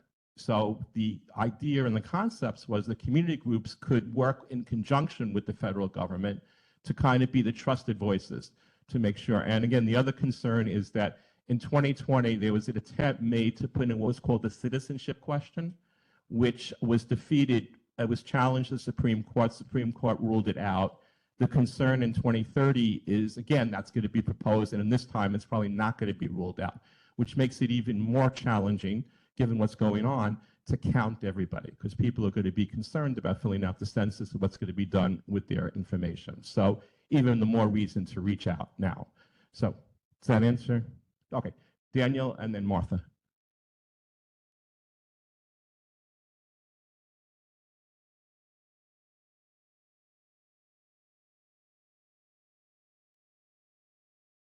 Okay, I'm just going to stand up.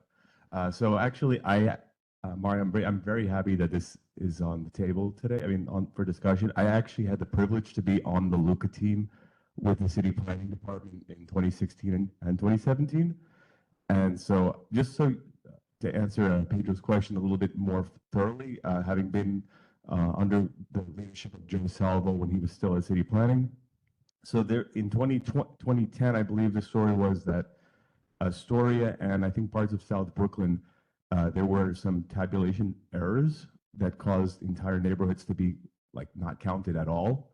And so that led to the loss of like tens of thousands of people. So our team, kind of during this really uncertain time with the citizenship question, we went in front of houses, counting doorbells, looking at gas meters. It's a little bit, doesn't look really like, it looks like a kind of, it's very labor intensive, isn't it? We walked, I think, every single zip code of the entire city. And, as a result, we found a lot of housing, unusual housing, basements, side units, and there were some very emotional encounters in communities, especially out in Eastern Queens, right around the time when this citizenship question was happening. But I'm very happy to say that that effort did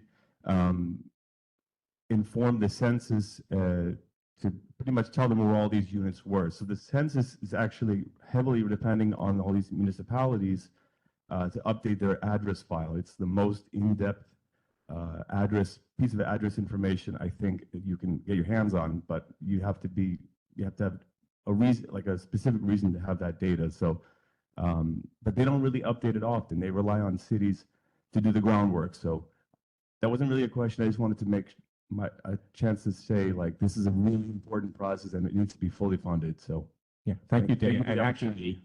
actually, I worked with Joe Salvo, and I actually passed this resolution by him, and he was very happy with it. He really is encouraging us to pass it. Martha?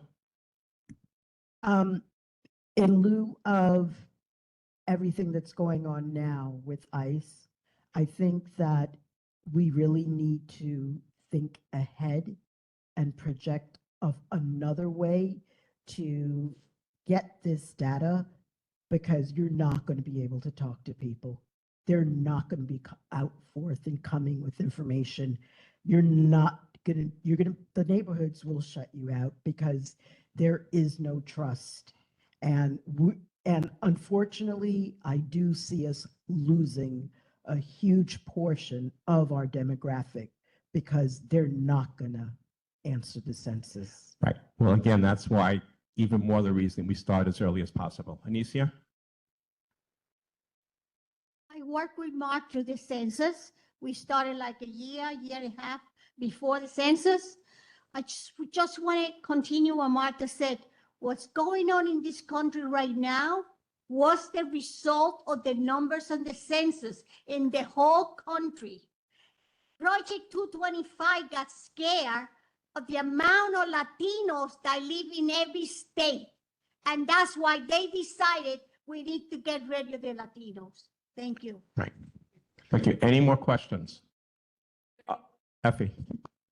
What's the projected annual cost for this new office? I don't know. I don't know what the projected annual cost is. I'm sorry. Okay, because I think it matters, and I'll just give my opinion on this. I mean, if this is something that the consensus is something we do every decade, and to have something that is functional basically like all the time open for something that is really a decade, like once in a decade event, although of course it takes time to prepare, and I'm supporting your efforts. I'm just thinking how wasteful is it in the sense of a lot of people moving out of New York State, to my knowledge, because they find it's unaffordable, and if we spend more and more tax money, we're just going to push more people out as a result. Right. So again, $1.8 billion a year. That's $18 billion for a decade. I would hope the $18 billion would cover whatever the additional cost it would be. I would think it would be a very smart investment. So, yes.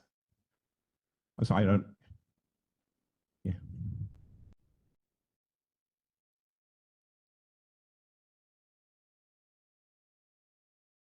Okay, hello. Not quite a question, but just in response to the concerns, I'm sorry, Effie raised. I just wanted to point out that in the resolution, there is a link to the bill language, and it does explain some of those concerns about how this could be part of an existing agency and that the director would be appointed, I think, 2 years before the census, something like that. So just wanted to point that out, that there are questions that could be answered from the legislation as well about potential cost savings. Right. Okay. So any other questions? Do I see a motion to approve the resolution, Anicia? And do I see a second? Okay, I see Pedro first. All right. All in favor, say aye. Anyone opposed, say no. Seeing as there are none opposed, the motion passes. The resolution is passed. Mark, thank you for your good work. So we know that Anicia and Daniel were doing census work. Was there anyone else in here on the board that was doing census work during 2020? Amit, thank you. All right, thank you so much. And I'm telling you, the more hands that can get involved the next time around, it would be great. And it's a great way to get to know your community. Okay, I need my glasses because I can't read squat without them. Okay, so next up is going to be the Consumer Affairs, Cultural Affairs, Economic Development Committee report on liquor licenses. Neither Brentley nor Gladys could be with us tonight, so I'm just going to go over this quickly. We have 3 new liquor licenses: Dirty Pierre's, Rotana Cafe and Grill, Stellar Pocara, which I believe Dirty Pierre's is just a change in management. Is that why it's a new license? Hold on.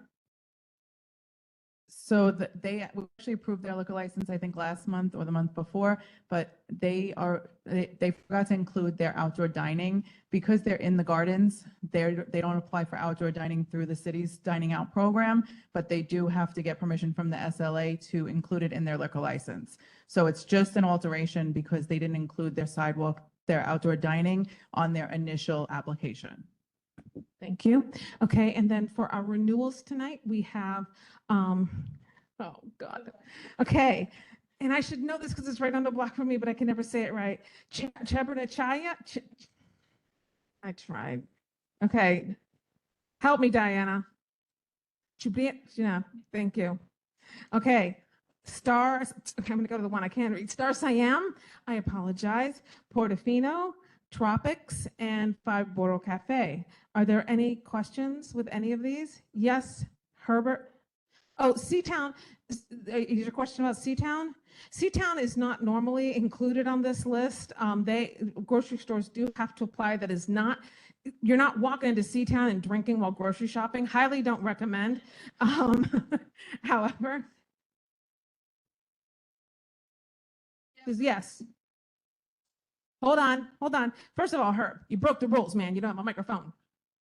So they notified us. They didn't realize they didn't have to notify us. They don't sell for on-premises consumption. They sell you beer and you take it home and you drink it with whoever you want. You don't drink it in their store. So they need to apply to the state liquor authority to get their beer license, but they don't need to notify us. So when I sent out the amended agenda, I just crossed it out and said we were not voting on it, not because we have an opinion either way, but because we're not required to. So we have enough to worry about. So if we're not required to, let's not do it. And Herb, I'm sorry if that like crushes your dreams of like drinking and grocery shopping. It might work, you know? It might quell some of those spouse bickerings that go on, or it might make them worse. Okay, any other questions? Okay, so I'm going to do a voice vote for the new, and then I'm going to do a roll call vote for the renewal. So all in favor of the new liquor licenses, say aye. All opposed, say no. Okay, so that passes. And then for the renewal, I'm just going to do a quick roll call vote. You'll say yes or no. Edgar Alfonseca. David Aronoff. Oh, I'm sorry, Edgar, yes. Robert Ash.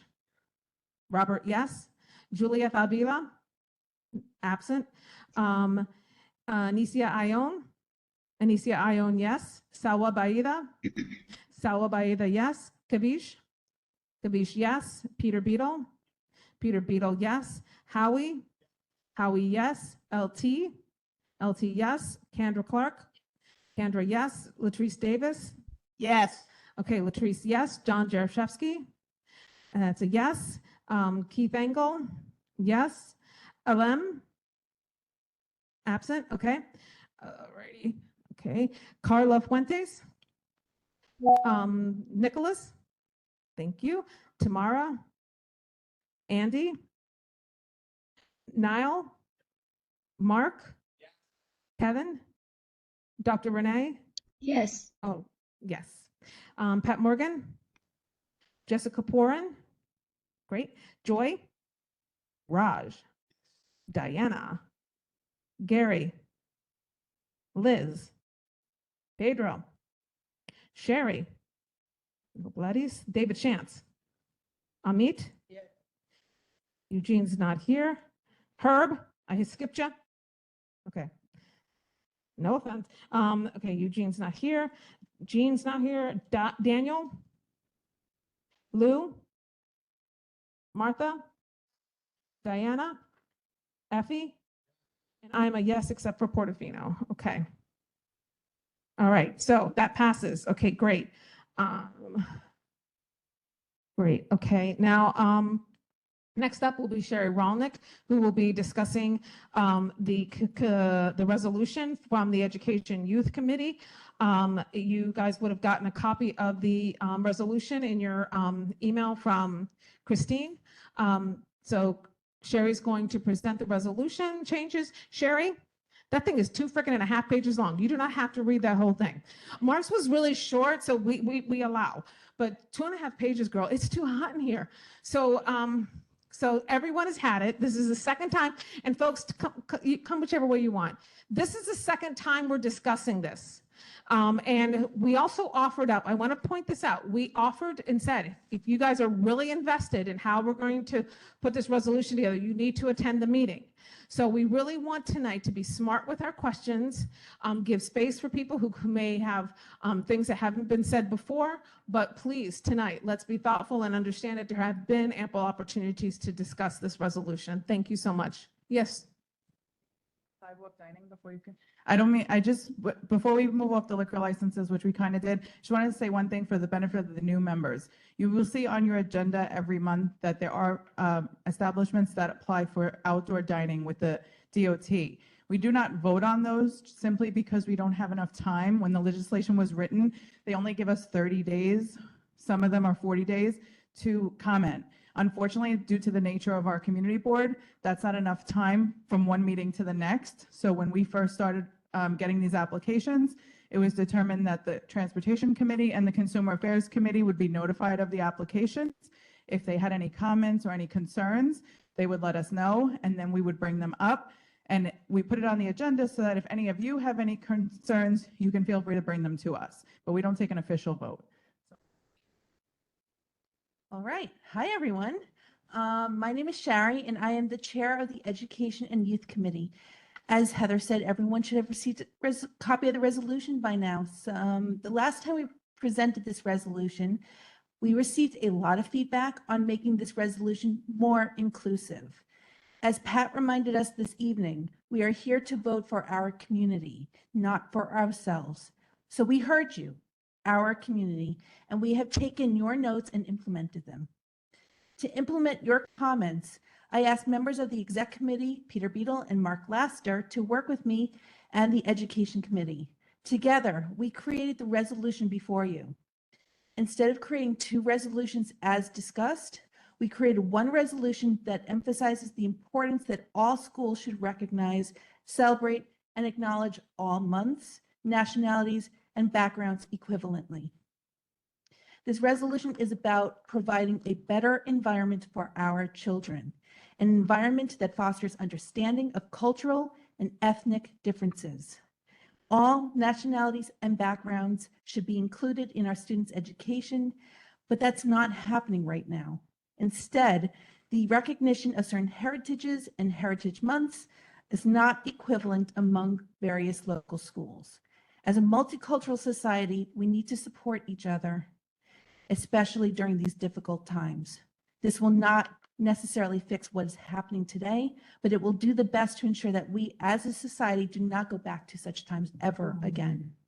We need to ensure that we see each other and that it's done in a fair and equitable way. I'll take comments. See hands so I can make a list. Just a suggestion, we're not reading the resolution, can we at least read the resolve? I'm sorry? Can we at least read the resolve, if not the whole resolution? Resolve? Sure.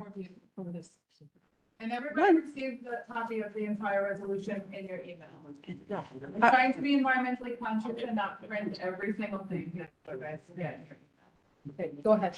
Therefore, be it resolved that Queens Community Board 6 encourages New York City Public Schools to further elevate and celebrate all heritages in our community, and specifically in the month of May, Jewish American Heritage and National Asian American and Pacific Islander heritage by embracing and implementing culturally responsive education guided by the New York State Education Department and in alignment with the rights and protections afforded to students under federal and state law, by requiring all schools to designate a centrally located and welcoming space to showcase meaningful displays that honor our students' heritages, ensuring they are easily accessible to all students and educators, that they do not discriminate against any heritage of our students, and continuing to maintain such spaces for cultural celebrations throughout the school year.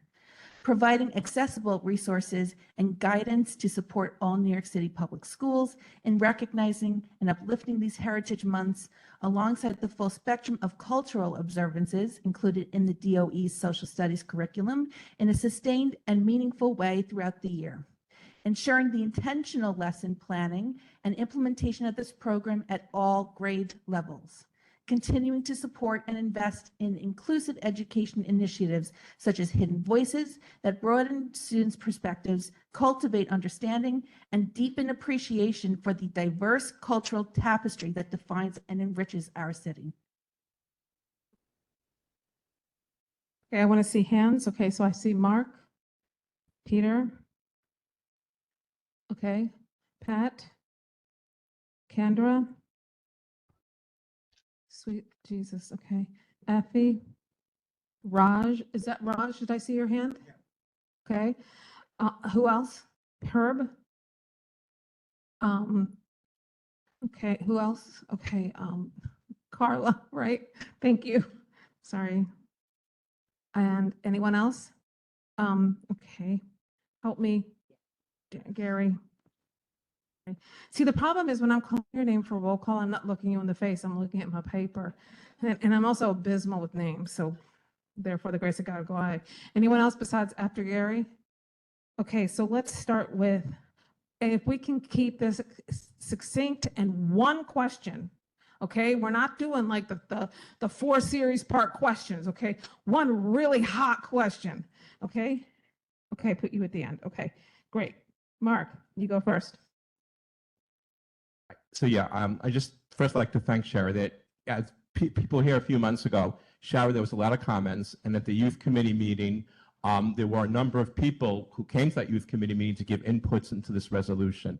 So thank you, Sherry, for all her hard work. And as you can see, she didn't have a chance to read the whole resolution, but Sherry really did a lot of great work on this and really spent a lot of energy on it.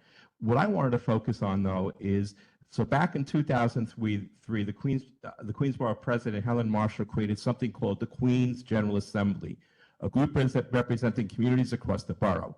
She said back then, this group reflects my firm belief that building relationships across lines of race, ethnicity, religion, nationality, and sexual orientation will have a positive impact on developments in our borough as a whole.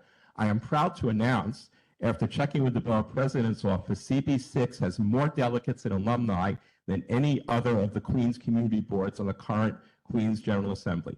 In my opinion, this resolution fully reflects our board's commitment to the ideals of Borough President Marshall and our current Borough President, Donovan Richards. So thank you, Sherry, for doing all this work. Okay, next is Pat. Can someone pass Pat the microphone? And then if someone could get the microphone to Carla, because she's going to be next up, please. I mean, not Carla, Kendra, sorry. Yeah, same microphone, go. First of all, thank you. I'm sorry I was not involved with this, but thank you, and to the committee members. I just want to say 2 things. I've been bashed for 2 things in my life. One, for being a Jew. And the first time that took place was 1963, when I was 6.5 years old. I'll help you with the math, I'm 68. And I was in the 1st grade, so proud, carrying my school bag, when the anti-Semites from around the block saw me walking home from under the tunnel in the Bronx, waiting to meet my grandfather, who was senile, on the corner. And they grabbed my school bag, called me a Christ killer. I'm 6.5 years old. I have no idea what they're talking about. I'm a little Jewish kid. I really had no idea. Grabbed my bag. Mind you, they were 10 and 11 and 12. Grabbed my bag, threw it into traffic, and my bag, which I saved up for, a nickel here, a dime here, threw it into traffic, and it got run over by a number of cars. And my grandfather, good old senile grandpa, walked into traffic to grab it, and fortunately, the car that hit him didn't knock him down. I'm 6.5 years old, and they're 10, 11, and 12. This is why this is important. My second biggest bashing was in 1983 when I was sexually assaulted by men who were trying to convert a lesbian. And those were their words. Now you've had a taste of men. You don't have to be a lesbian anymore. And I'm not ashamed to put this out there. This is why we celebrate Pride. And that's why it's important to teach kids in school. Thank you. Thank you, Pat. Thank you, Pat. Thank you for your openness. Can we pass that down? Kendra, you're next. And then next after Kendra, same side, pass it down to Evie. Yeah, I think for me, I'm still struggling a little bit with the inclusivity piece. I think, anytime you're highlighting just two, and I know that all the groups are highlighted, but even in like the resolution piece, it was particularly Jewish and Asian months, right? And I think our biggest concern in the school system is undoing racism within the school pedagogy, like as a whole. And I just feel like if we're highlighting certain groups over others in a letter, then that can often, it could maybe be perceived as doing the opposite of that, right? Yeah, So I think just for me, it's the inclusivity piece. I think everybody should be included. And I think where we kind of maybe missed the mark, maybe in our preparation for this, was explaining the origin of this. This came to us a year ago, and we got the same reports this year that some of the schools in our area do not do a very good job with these two particular, with May. I don't know if it's just the fact that May is very, very busy for schools and parents, it is, but it shouldn't be an excuse. And so this was born out of complaints that for May, we were finding in our local schools in an area that shouldn't be having these challenges, that they weren't being treated equally, that they weren't putting up the displays, they weren't doing the things that they were doing for the other groups, and that even in some of the curriculum was getting developed for these two groups, but it was not getting implemented at all. So the reason that there's an emphasis on this, and the reason why it initially started is strictly to address the month of May, was because there were particular challenges in this community that still exist a year later. So that shows us that there is a need here, that it isn't happening equitably. So I hope that origin of sort of how this whole thing got whooped, came about. So does that answer your question satisfactorily?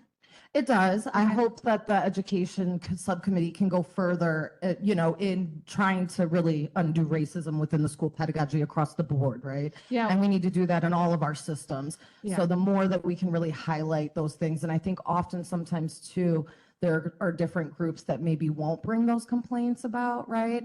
And it's also, there's just a lot of other things that could play into why we might not even hear some of those complaints from other groups of people also, especially because racism is so ingrained in our education system. I agree. So I think that's just my thing. But I Agreed. totally understand.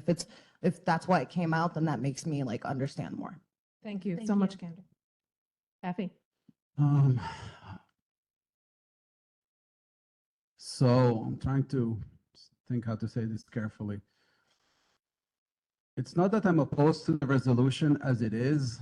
I mean, inclusivity is good, but the purpose of it originally was to highlight the problem.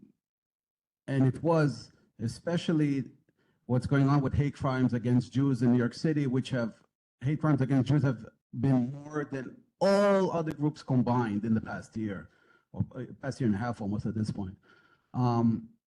And what we did, and I'm very, very upset with the members of this community board for doing this, is to completely almost erase the message that the original resolution was intended to do, which was to highlight that we need to emphasize the Jewish Heritage Month and more Jewish education. And I was involved for many years in the education department. I was in the Board of Education.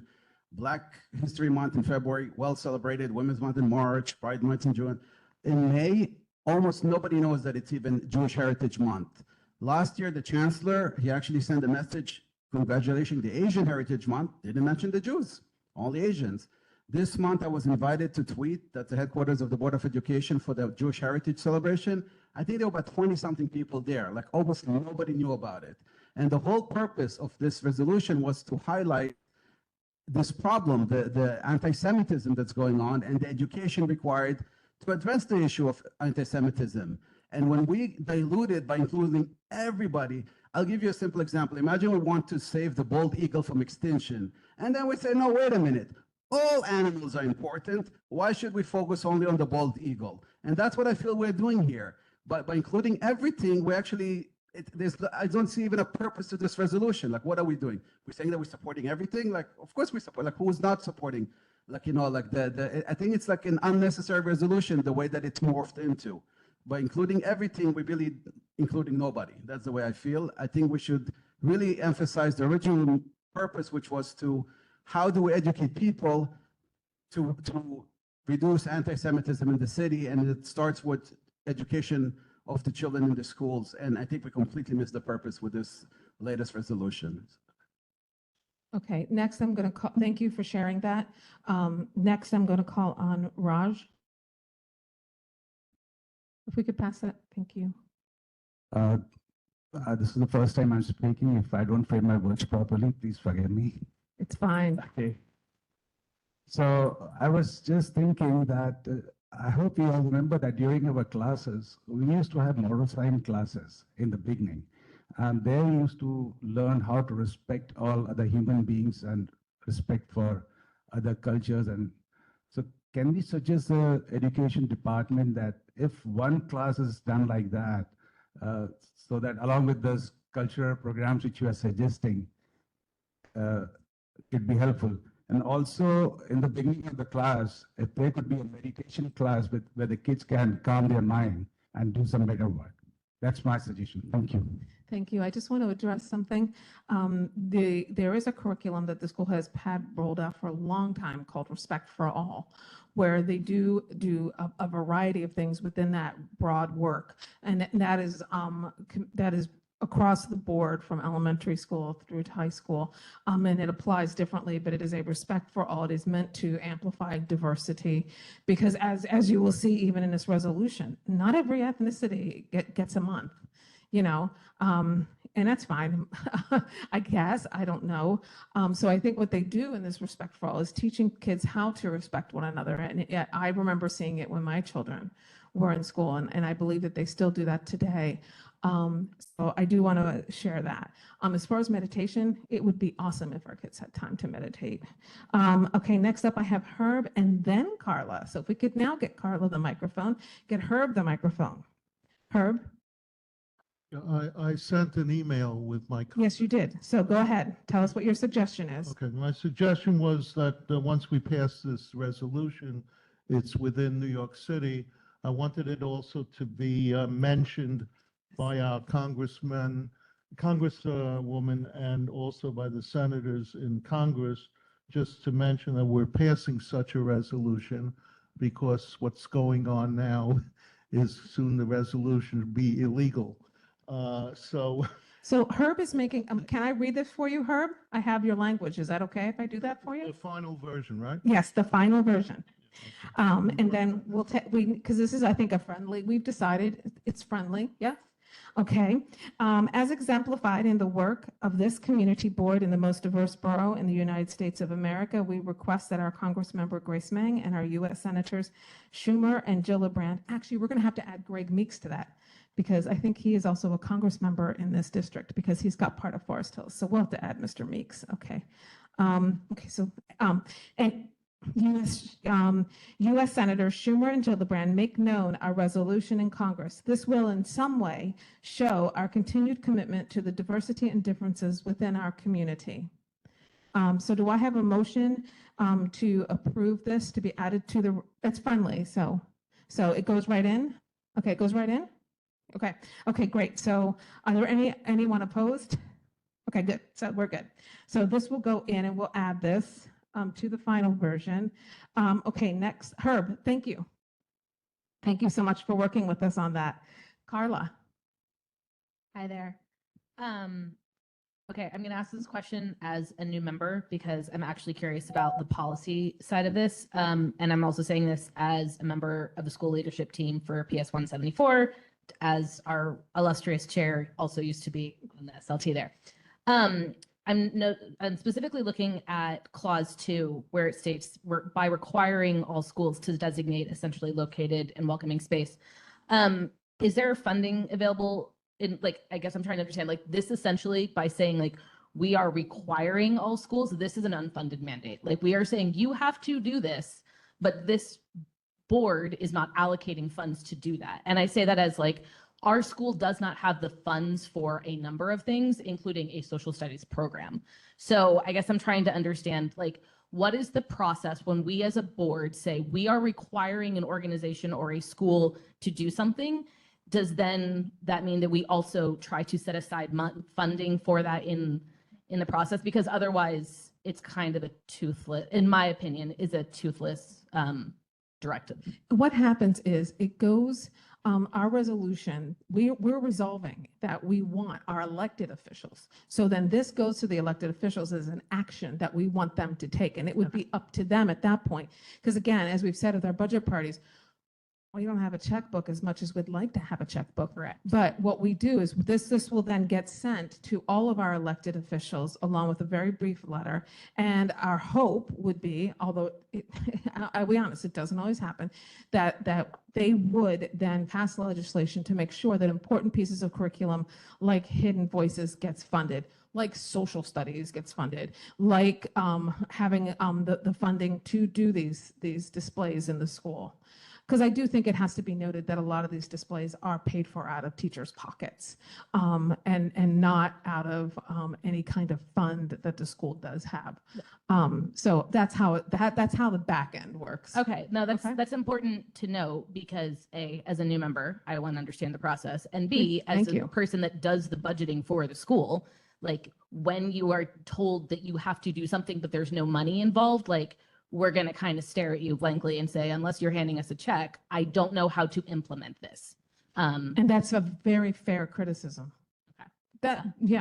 The policy, I totally support the policy component. I also might encourage, if there was a way to make a friendly amendment, to also add that we as a community board would support funding social studies programs in all of these schools. Because next year we literally had to decide between having a science and technology program and a social studies class. And so this year we had a social studies class and next year we will not. So, and that's not unique to my school. That's plenty of other elementary schools across the district. Correct, because we can't teach this. Okay, hold on. Kevin, I'll add you to the list because I've got someone else in front. Kendra, hold on. Saddle up your horses, girl. Okay, so is your mic off? Yeah, it kind of quit on you. All I'm going to say is I completely agree with you and you should come to one of our meetings. Yeah. Okay. This one's going to die. This is going to die. Okay. Dr. Renee, I'll add to the list. Okay. Gary. And then Peter's working on how to deal with the money piece of Carla's question. So so Gary, go ahead. Can someone pass Gary a microphone, please? Let's keep him going. Okay, and Kevin, I saw you too. I'll get you. Pat, okay. I'm as an educator, I'm always curious about the input from the teacher side, if there was any involvement and how much of it in terms of, especially if it's being identified has unique problems. Why is that the case? Why are teachers not able to do that, include that type of representation? And yeah, I would just be interested in hearing a little bit more about what input from that or from the school side you heard as part of the process. I've actually heard from a few teachers on this matter, and it's clear that there is this discrepancy going on in various schools and in some school districts, including our own. it's really up to the individual school. Like it's on a, it's on a school by school basis that this decision is made. An individual teacher can do something in their own classroom, but I don't think they can force the school's hand in necessarily creating a display unless the school itself agrees to it. Next is Dr. Renee. Dr. Renee? Yes, hi, thank you. I just wanted to share something that last year I had sent a proposal to Assemblyman Hevesey's office on incorporating some ethical values in our school education. We're talking about kindness and compassion and respecting everybody. And above all, having quiet time. We don't want to call it meditation, it's too strong a word, but quiet time at the very start of the day and at the end of the day, so that kids, we're seeing so much of violence and so much of all kinds of behavior that is not appropriate. So with having these ethical values incorporated, as well as having quiet time for our youth, is becoming really very necessary and very relevant at this point of time. So I'm just waiting for the proposal to move forward, and I will let everybody know where it stands at that point of time, and if the state legislature takes it on. And it's still going with the Department of Education at this point of time. Thank you. Thank you. Peter? Right. Okay, thank you very much. I just asked a couple questions that are still pending. So first, with Carla's question, the third clause calls for the provision of resources in order to make this possible. So that would be a call out to try and make sure that there was support and materials and funding and stuff like that. And I want to address Effie's comments because it, you know, in full disclosure, I was part of the drafting of this, and this issue was something that was kind of something that we saw in 2020 during the Black Lives Movement, Black Lives Matter movement. One of the things that some segments of the community would chant back was all lives movement, and it was this idea that it drowned out the significance. So that was a concern. But I think it was interesting that your comment immediately after Candra's, who was a bit concerned, do we go too far in singling out some others?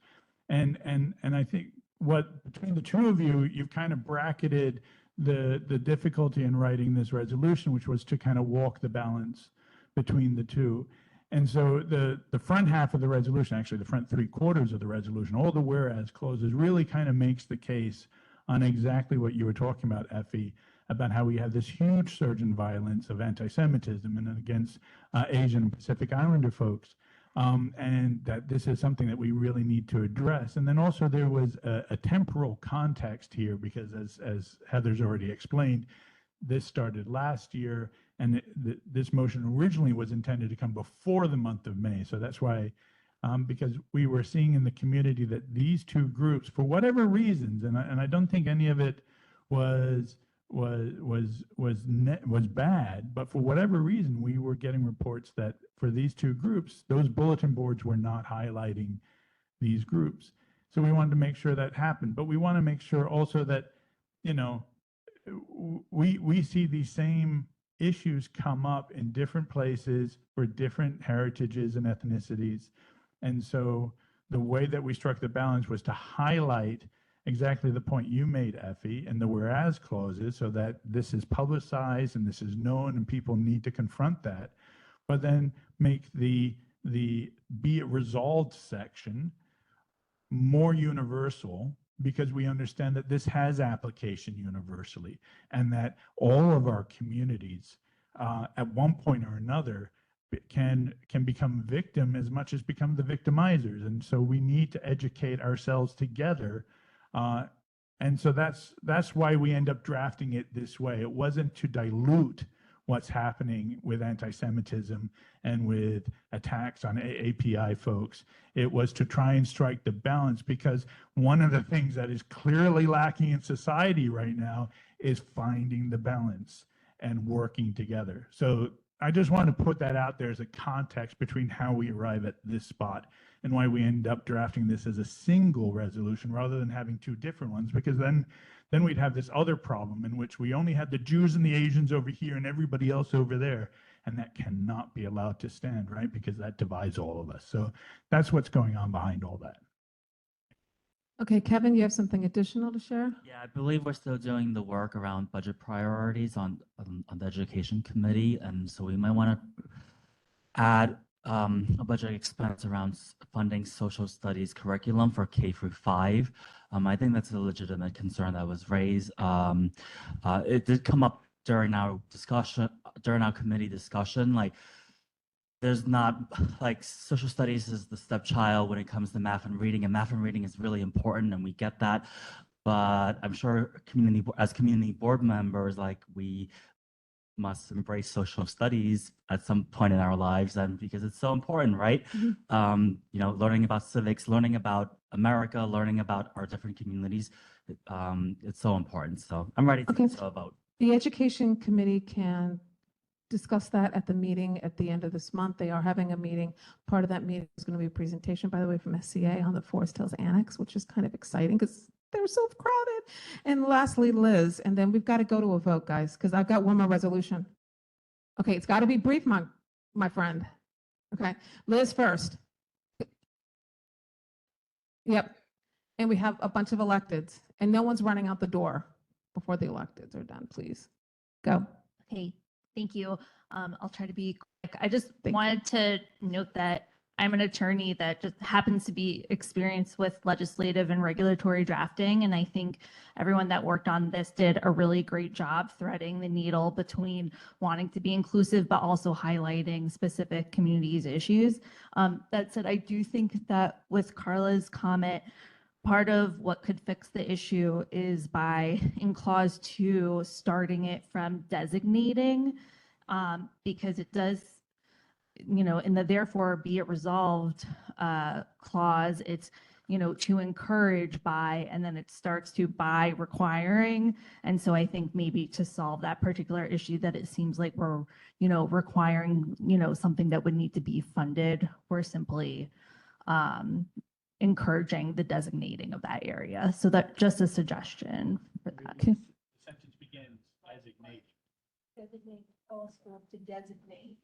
Right, no, I'm suggesting a change to that, but if that's something Can you say that one more time? Yeah, sorry. No, don't be sorry. This is Okay. helpful. Okay, so because it says, therefore be it resolved that Queens Community Board 6 encourages New York Public Schools to blah, blah, blah, by, and then, for instance, the first one is embracing and implementing, and 2, it says by requiring, but we could just say encouraging, designating essentially located space. Do you? I'm actually going to respond to Yeah, that quickly yeah, absolutely. because, encouraging doesn't necessarily enforce anything. And no, I know what you're saying. I understand where you're coming from, but it kind of brings us back to the problem that we're currently facing right now, which is the schools can determine on their own volition. And because of that, nothing's really happening Right. with certain months. or Oh, I was certain just quoting the resolution itself when I Yeah, said I think the concern is changing the word from require to encourage. I think it's sort of like Pepsi Light, not Pepsi. So we okay, require. we are encouraging the requirement. Yeah, the teeth are Okay. far well sharper on requiring than they are on Okay. encourage. Got it. Yeah. I thought it was just a semantic thing, but I understand that the purpose Yeah. is to ultimately require that schools have these spaces. So now I understand and I appreciate it. Thank you. Okay. I shall, but will I? I should, but will I? Okay, Pat, quickly. There used to be a commercial back in the 70s that was on at 3 o'clock in the morning. And it was grandfather pushing his kid on a swing. You've got to be taught to hate and fear. You've got to be taught from year to year. It's got to be drummed in your dear little ear. You've got to be carefully taught. You've got to be taught to be afraid of people whose eyes are oddly made and people whose skin is a different shade. You've got to be carefully taught. You've got to be taught before it's too late, before you are 6 or 7 or 8. to hate all the people your relatives hate, you've got to be carefully taught. That's why we need this resolution. Thank you. Okay, we're going to take, do I have a motion to, yes? Okay, you have a motion? Okay, do I have another motion from the floor? Okay, Herb, Diana, okay, great. So you got that, Maria? Okay. Okay, so I'm going to do a roll call vote because I think that's appropriate in this. So you're good. You can sit down. Okay. Oh, okay. Yes, ma'am. Thank you. I know, I appreciate you. It is. Okay. Edgar. Yes. David, oh, not here. Robert. Julia, yes. Juliet. Okay. Anicia. Yes. Salwa. Yes. Kavish. Okay. Peter. Yes. Howie. Yes. Yes. LT. Yes. Kendra. Yes. Latrice. Yes. John. Yes. Keith. Yes. Alem. Not here. Carla. Yes. Nicholas. Yes. Tamara. Yes. Andy. Yes. Niall. Yes. Mark. Yes. Kevin. Yes. Dr. Renee. Yes. Yes. Pat Morgan. Yes. Jessica Porin. Yes. Joy. Yes. Raj. Yes. Diana. Yes. Gary. Yes. Liz. Yes. Pedro. Yes. Sherry. I had to ask because, Peter's the guy who writes resolutions and then votes against them. So you never know. Okay, Gladys isn't here. David Shantz. Yes. Herb. Yes. Amit. Yes. No. Danielle. Daniel. Sorry. Lou. Yes. Martha. Yes. Diana. Yes. Effie. Yes. And Heather. Yes. Okay. Oh, Kavish. You're yes. Okay. Okay. Thank you all so very, very, very much. The resolution has been passed. We will send by acclamation. So thank you. This was good hard work, and this was good honesty. 'Cause, honestly, I think if more rooms in this country could work like our room right now, we wouldn't be in the mess we are. So sorry, I'm just not happy these days. If we could move into the motion on veterans, and I'm going to turn the mic over to Salwa Baida, who is going to help walk us through that this evening. Salwa, the floor is yours. Are you going to take it from there? Could you stand up though? You're so lovely. And honestly, it makes us easier to see you. Thank you. I feel like I'm being called short. No. I'm totally kidding. I just want to say thank you so much to Camille. You reached out to us, and we on the Veterans Affairs and Public Service Committee were able to review what you wrote, research what you wrote, and work on this resolution to apparently spread the word to our neighborhood and community members. So thank you so much. You are awesome. Thank you. So who got to read the resolution? Liars, mentirosos. Holy cow, y'all just straight up just looked me in the face. It is decaf coffee, Diana. Okay, so I'm going to read one whereas and one resolved, okay? So, whereas more than 50,000 municipal retirees, and that's just including the organization, not all, obviously all of the retirees. Whereas more than 50,000 municipal retirees are left to repeatedly turn to the New York City Council for protection each time that city administrations attempt to remove the medical benefits that they earned, paid for, and were promised during their employment. I'm going to zoom over to be it resolved. Be it resolved that Queens Community Board 6 respectfully requests that all of its city council representatives support and advocate for Intro 1096, which is a local law to amend the administrative code of the city of New York to protect the vested health insurance coverage and contributions of the retired employees of the city of New York. So that is our resolution. I do want to make my own friendly amendment here in the House today, and that is just to add an asterisk at the bottom of the resolution, including the entire language of the web link that I hyperlinked in the intro language. So I said, support and advocate intro 1096, which is a hyperlink, but obviously for accessibility reasons and for posterity, if that link goes dead at any point, it's good to at least have the written out language of the web link. And as a friendly aside, I think that in our resolutions, it would be useful to include links or some sort of citation to statements that we're making, specifically if there's statistics and things like that. I think it can add a lot of clarity and a lot of credence and credibility to what we're drafting.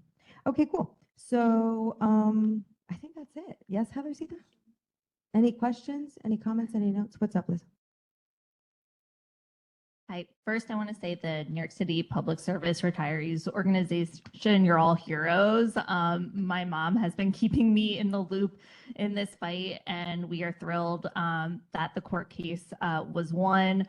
But that said, I just wanted to ask, is the reason for legislation that the court case only applies to this one situation and we're concerned about happening in the future? I just wanted to be clear on what the risk is that the legislation is trying to solve. Camille, do you want to give us a little background from the boots on the ground?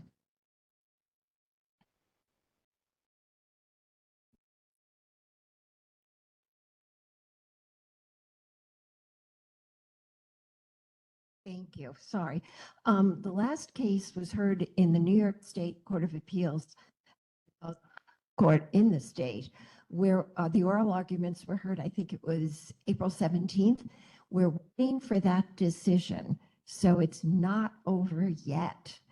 And even if we do win the case, we need the legislation because this can start all over again, God forbid. So need to codify it, and we've been trying. So thank you for asking. Oh, thank you all for your resolution. And you saw Dina, was that her name, Deanna? You see the living result. So, and thank your mom too. Are there any further questions or concerns? John? John, can we, oh, you're going to make a motion? Okay, do I have a second? Okay, I have a second. Okay. All in favor of approving the, okay, gentlemen, say your name because your name tag's not facing me. Nick, okay, Nicholas. Okay, I will get to know your names probably by next January. Okay, all in favor of approving this resolution, say aye. Anyone opposed? Say no? Okay, great. Next, we're going to have elected representatives up tonight. We only have just a few here. So I'd really like our folks to just stay seated for a few more minutes. I know it's a little warm in the house. We're going to go with Kevin. Kevin is here. Kevin and Jordan, and then we'll go to the people online. Kevin, you can use the mic up there. That way you can just talk and go home. Sure, cool. Hey, everybody. Apologies for my appearance. I am my mother's son, so I inherited her pores, and my family is very sweaty. So it feels like a stand-up routine. The council member is currently finalizing the budget negotiations. Budget has to be voted on by June 30th, so we're just chugging along. Biggest priority is just making sure the city can weather the cuts that we're facing against the federal government and ensure that services are maintained for vulnerable communities. Number two, we are having a health committee hearing on a bunch of important legislation on the 17th, including resolutions regarding nutritional standards and nutritional information in our stores and restaurants, as well as reforms to our childcare system. And most importantly, happy Pride and happy summer. Thank you. Thank you. Kevin, if you would take back to the council member the comments that were made earlier this evening with concerns in regards to local law enforcement cooperation with ICE. We'd appreciate that. Thank you. Make notes. Kevin, thank you. Have a wonderful summer. Happy Pride. Okay, Jordan, what's up? Good evening, Jordan Goldust with Congresswoman Meng's office. Just a quick 2-minute update. First regards from the Congresswoman. She is in DC since the House is in session, but she sent her regards. The passport event that we did last month over at the Forest Hills Post Office was really successful. We had 115 passport transactions in just a few hours. And by popular demand, we're going to be doing another one on June 22nd, again at the Forest Hills Post Office. So if you need to renew or apply for a passport, come on down. It'll be from 9 a.m. to 2 p.m. No appointment is necessary, but it is first come, first serve. And we'll be partnering with some of the local elected officials, Senator Dabo, Senator Comrie, Assemblyman Hevesi, Assemblyman Berger, and Councilwoman Schulman.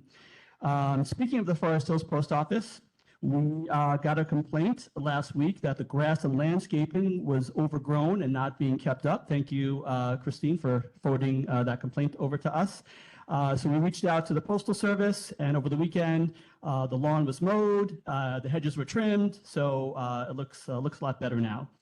So we thank the Postal Service for being responsive and acting quickly. The week before last, the Congresswoman held a listening session about potential cuts to Social Security.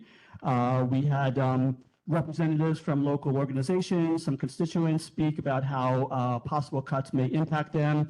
We actually had Queens Community House, which is located here in Forest Hills, participate. And we had a constituent from Forest Hills who is a cancer survivor, and he depends on Social Security. We actually recently received a big back payment with our help. So we plan to do more of these listening sessions in the future. We'll keep you all up to date. We also are going to be doing a small business and community leadership grant briefing with a group called Citizens NYC. They essentially provide grants to community leaders and small businesses to improve the quality of life in neighborhoods throughout the city. That'll be June 10th at 6 p.m. in Briarwood. Anybody wants some more details, happy to chat afterwards. The Congresswoman also visited with local firefighters to underscore her commitment to the FDNY and fighting for funding. We stopped in at Squad 288, Hazmat 1 in Maspeth, which is actually the Hazmat headquarters for the FDNY. And it was great to march again to the Forest Hills Memorial Day Parade. Great to march with both of you, Heather and Christine. Thanks for coming, and good to see everybody there. And in terms of legislation, we introduced a bill last week that would require back pay for veterans and other employees at the VA who were laid off and reinstated. And that's my list. We'll be working over the summer, so feel free to reach out if there's any issues we could be helpful on. Quick question, Yeah. Jordan. Does your office offer any assistance with folks who are dealing with immigration issues? We do. We do. Yeah. Okay, great. So folks, you can take that back to anyone that you think could use assistance. You can always reach out to Grace Meng's office. Okay, Thank for you so listening. much. Thank you. Anyone else here in person? Oh, yes, come on down. We have a new person here this evening from Senator Dabo's office. If you would introduce yourself, and then he has a letter to share with us. Okay, greetings everyone, greetings Community Board 6. My name is Farhan Sharif and I'm from the office of New York State Senator Joseph Adabo. I know that Sean regularly covers these meetings. He just could not make it today, so I'm filling in for him today. But don't be sad for too long. He'll be back in September. He'll be back. So this is really quick. There is a letter that the senator wanted me to read out loud on his behalf. This is regarding the temporary closure of Austin Street between 71st Avenue and 71st Road for open streets events. So I'm just going to read this, and that's all I have for you. The letter goes like this. Dear Chair Beers Dimitriadis, I hope this letter finds you and your members well. I would like to take this opportunity to express my opposition to the proposed closure of Austin Street between 71st Avenue and 71st Road for potential open streets style events currently under consideration by the Community Board's Transportation Committee. While I understand the intention behind these proposals, particularly as expressed by the applicant, Neighbors for a Safer Austin Street, which I believe is to enhance pedestrian safety and to explore community-friendly use of our shared public space, I remain concerned about the logistical, economic, and public safety impacts such closures could impose on the area. Austin Street is a vital commercial corridor that plays a central role in the daily life of Forest Hills residents, surrounding neighbors, visitors, and business owners. Any disruption, even on a temporary basis, risks significant consequences for local businesses that rely on steady foot traffic, street access for deliveries, and accessible parking for customers. I have heard directly from several constituents and business owners who are concerned about how these closures may negatively affect their ability to operate or patronize businesses in the area. As you know, the area of Forest Hills uniquely has private streets that prohibit non-residents from parking. Such a proposal to create a pedestrian-only Austin Street with no available parking, there could create a major problem of illegal parking and a negative economic impact on local stores. Moreover, while the proposed events are still in the discussion phase and no dates have been finalized, the lack of specific planning at this stage creates a myriad of questions about how traffic, emergency access, sanitation, and other city services would be managed. Until there is a clearer, more comprehensive operational plan with concrete coordination from the NYPD, DOT, local stakeholders, and the business community, I cannot support any endorsement or pilot of such closures. Additionally, Austin Street already is witness to pedestrian-only days with its street fairs held throughout the year. I urge Community Board 6 to consider the concerns of residents, businesses, and all stakeholders in their deliberations. While I appreciate the spirit of community improvement that motivates this proposal, I believe that any initiative involving significant street closures must be approached with thorough planning, transparent communication, and broad-based support. As such, I do not support the closure of Austin Street at this time. Thank you for your consideration. From the office of New York State Senator Joseph Adabo. Thank you so much for your time. Appreciate it. Appreciate your service. It's great to meet you. Next. All right. Hi, everyone. James Mangiarosa. I'm the Queensboro Director for the Office of the New York City Comptroller. I have a few updates from our office. First, we just did a survey of 600 principals in DOE schools, and they found that they've told us that there's a lot of issues with after-school programming for those with disabilities not being able to get home after because there's no buses to take them home, and they have issues moving around without those buses.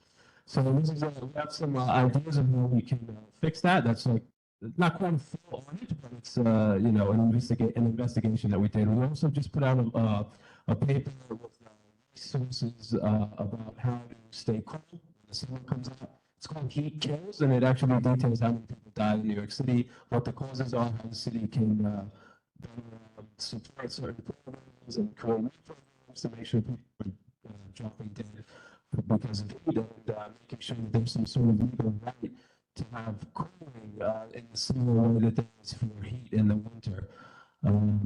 Additionally, we've done some budget analysis with the city's budget process. We've looked at federal risks to the budget, just money that's not going to come under the current administration in all likelihood, and the council can make some changes to the budget to shore things up, especially it isn't more about really the mayor's side of things. We don't feel like the mayor's prepared for the potential losses of revenue. And our local revenue has just recently identified about $4 million of money that's owed to about 1,500 people. And maybe it's not known whose last name address was in Legal Park or Forest Hills, but there are some. So if you want to work for a private company, a contract with the city of New York, you should type in the names of your friends and family who fit that description into our website search bar, because what we find is a lot of these private companies that have contracts with the city, they don't pay people the prevailing wage, which they're mandated to. They might shave off 25, 50 cents an hour, but that adds up to thousands of dollars in many cases, or at least in many cases of wages that weren't given to the workers, but we're having trouble finding them. And we just put a dashboard out on claims. Our office is the office that deals with claims you file against the city for property damage. Well, as usual, we found that a large amount of the payouts are related to NYPD actions, New York City Health and Hospitals with like medical malpractice, and Department of Education to provide special education services that are mandated by law, and the city has to pay for kids to go to private schools, pay for their tuition, their transportation, and so on. And we have a bunch of policy proposals about how we think we can fix that. Just a lot of issues with vehicular crashes. A lot of large cars with higher wheels hitting people high up in their body, causing more damage. And if you had a smaller car like an SUV, if it hits you, you probably don't get hurt as much. So even though there's actually fewer collisions, the actual collisions cost the city more money on average. And we spent $9 billion last year, which is worse than a lot of, actually it's the worst all time in terms of the absolute number. Generally, the trends have been going on. Even NYPD, the claims against them are lower than they were like 5-6 years ago. New York City Health and Hospitals too. There's less medical malpractice. So things are generally trending in the right direction with the agencies that have the most liability. I'll stop there. So we can reach out to me. You can reach me directly by my phone number. That's 646-689-650. Again, I'm James Mongeloso, the Queensboro Director. Just you can reach me at that cell. 646-689-650. Call, text it whenever, 3 a.m., 4 a.m., 2 a.m. I'll get back to you when I'm back on the clock. Thanks. Okay. Thank you so much. Are there any other elected representatives in the room that want to speak? Okay, seeing as there are none, let's go to the phones. Going to the phones, Jessica Cortez. Okay, how about Amparito? Hi, good evening, everyone, and happy Pride Month. I just want to kind of read a message from the Borough President's office regarding Pride Month. Here in Queens, there's a home for everyone, no matter who you love or how you identify. We are in tough times in which we have folks who aren't as open-minded as us here in Queens. Trans and queer folks are in danger, and we will do everything we can at the local level to protect them. That is why our office was glad to march with our trans and queer community at Queens Pride on June 1st in Jackson Heights. We also want to thank those who attended our own Pride Month kickoff and flag-raising ceremony at Queensboro Hall on June 3rd. I just have two other announcements. On July 16th at 5 p.m., we are hosting our Colombian Independence Day celebration. On August 6th, we are hosting our Ecuadorian Independence Day celebration. Both will take place at Borough Hall. You can RSVP at queensbp.nyc.gov. That is it for tonight, but I just want to wish everyone a happy summer and a happy Father's Day to the dads in CB6. Thank you very much. Amparito, thank you so very much. Next up is Mercedes Jennings from Senator Gianaris' office. Good evening, Mercedes. Good evening, everyone. Thank you so much for giving me an audience to speak again. Happy Pride. Senator was also marching alongside Queensboro President on June 1st at Queens Pride. And also happy Juneteenth in advance to everyone as well. Just a few updates. Just wanted to let everyone remind everyone that in addition to summer foods this summer, starting June 18th, parents who have school-age children will begin to get EBT benefits on their cards for their children. If they're having issues receiving those benefits, they can contact me at the office, and I can reach out to OTDA on their behalf to see what's going on and ensure that they get those EBT benefits. The amount is $120 in food stamps for their children if they are school-age children from kindergarten to 12th grade if they attend public school. So just want to let everyone and remind them of that. In addition to that, there has been a scam that came to our attention at our office. A couple of people in the community have contacted our office concerning a Medicaid and Medicare scam, where they were reaching out, telling them that they had to enroll in certain programs and they were asking for their personal information through text message. If anyone reaches out to anyone by text message, it is Medicaid and Medicare will not reach out to you that way. So please let people know in the community that that is a scam. I confirmed that with Councilwoman Meng's office. In addition to that, just an update about the Inflation Refund Act that was passed in the state. The payments, if you filed single, $100 to $200, and if you filed jointly, $300 to $400. that amount you should be receiving direct checks at home is starting mid-October. So definitely look for those. That was just announced by Governor Hochul this week. In addition to that, Senator Gineris remains committed in doing more real ID events. We have been working diligently with the DMV to try to ensure that we can schedule more for our district. Once our office is able to do that, we will inform CB6 on those dates and have you guys be included on that. In addition to that, Senator Gineris has been working with the 11th grader and his family that was detained by ICE agents at Grover Cleveland High School in Ridgewood. He had just made the following announcement saying that family members of this young man are understandably frightened and keeping a low profile. Our office has been working diligently, and the senator has called alongside with the chancellor for the student's release. Please continue to see our office as a resource and support. Currently, our office is located at 4502 Ditmars Boulevard in Astoria. During the summer, though, our office will be changing locations. Once we move into the location during the summer, I will inform the CB6 board of that change, and I will also announce it at the meeting in September. Our contact information will not change, so our telephone number is still 718-728-0960. And my email is jennings@nysenate.gov, or you could also email the senator at gineris@nysenate.gov. And that is all from my report, unless there's any questions. I think we're good. Thank you. Thank you. Enjoy your summer. Just a really quick note, we're going to get a quick report from Megan at the mayor's office, but one quick note about the EBT. If you take those and you spend them at the Green Market, the Green Market will give you extra bucks for every $10. So really the best way to get the most bang out of your buck is go get your $10, even if you're not going to buy anything, because then you can have them for the future. So you really get $20. So that's a good way to get extra bang for your buck, because in this economy, that's the way to go. Megan. Good evening, everyone. I will be very, very quick. So recently, Mayor and NYPD Commissioner, they make this announcement about creating a new division in NYPD. It's called Quality of Life Division. Is to deal with non-emergency 311 complaints, such as noise complaint, illegal parking. The goal is to build the trust between the NYPD and the community. And also, the New York City will be hiring more teachers in the school year 2025 to 2026. We'll be hiring 3,700 new teachers in the school year. The goal is to reduce the class size. And also, since last year, May, the city has shut down the illegal smoke shops, around like 1,400 illegal smoke shops, seized over 95 million illegal products, those illegal smoke shops. And recently, city has been working with those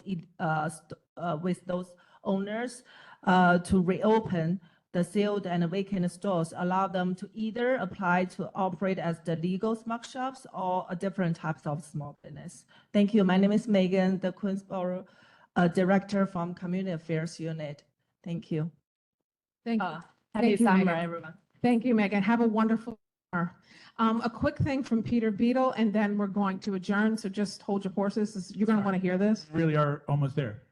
So City Bike expansion is coming to half of our district, basically north and east of the Long Island Railroad main line towards the end of the year. Currently, we expect on July 1st for an online portal to open from DOT that'll provide all of us the opportunity to mark places where we believe would be a good place for a station or a bad place for a station, and make your own suggestions. So we'll email all that information out once it comes live. But for the benefit of the public watching on YouTube, please check our socials. Facebook and Twitter are our primary social outlets, and we will put that link out there. So please take that opportunity, because although we're requesting in-person community meetings so that folks can actually sit in front of a great big map, which is my preferred way of doing this stuff, they haven't given us any dates or even confirmed to do it. So this online portal might be your primary way to have your opinion, good, bad, be heard by any of the planners at DOT. Thank you, Peter. Okay, is there any new business? Seeing as there is none, I'll do that really quickly. I'd like a motion to adjourn. Okay, second, whoever. Okay, just remember, we're back here on September 10th. Remember to vote. Early voting starts this Friday. Prime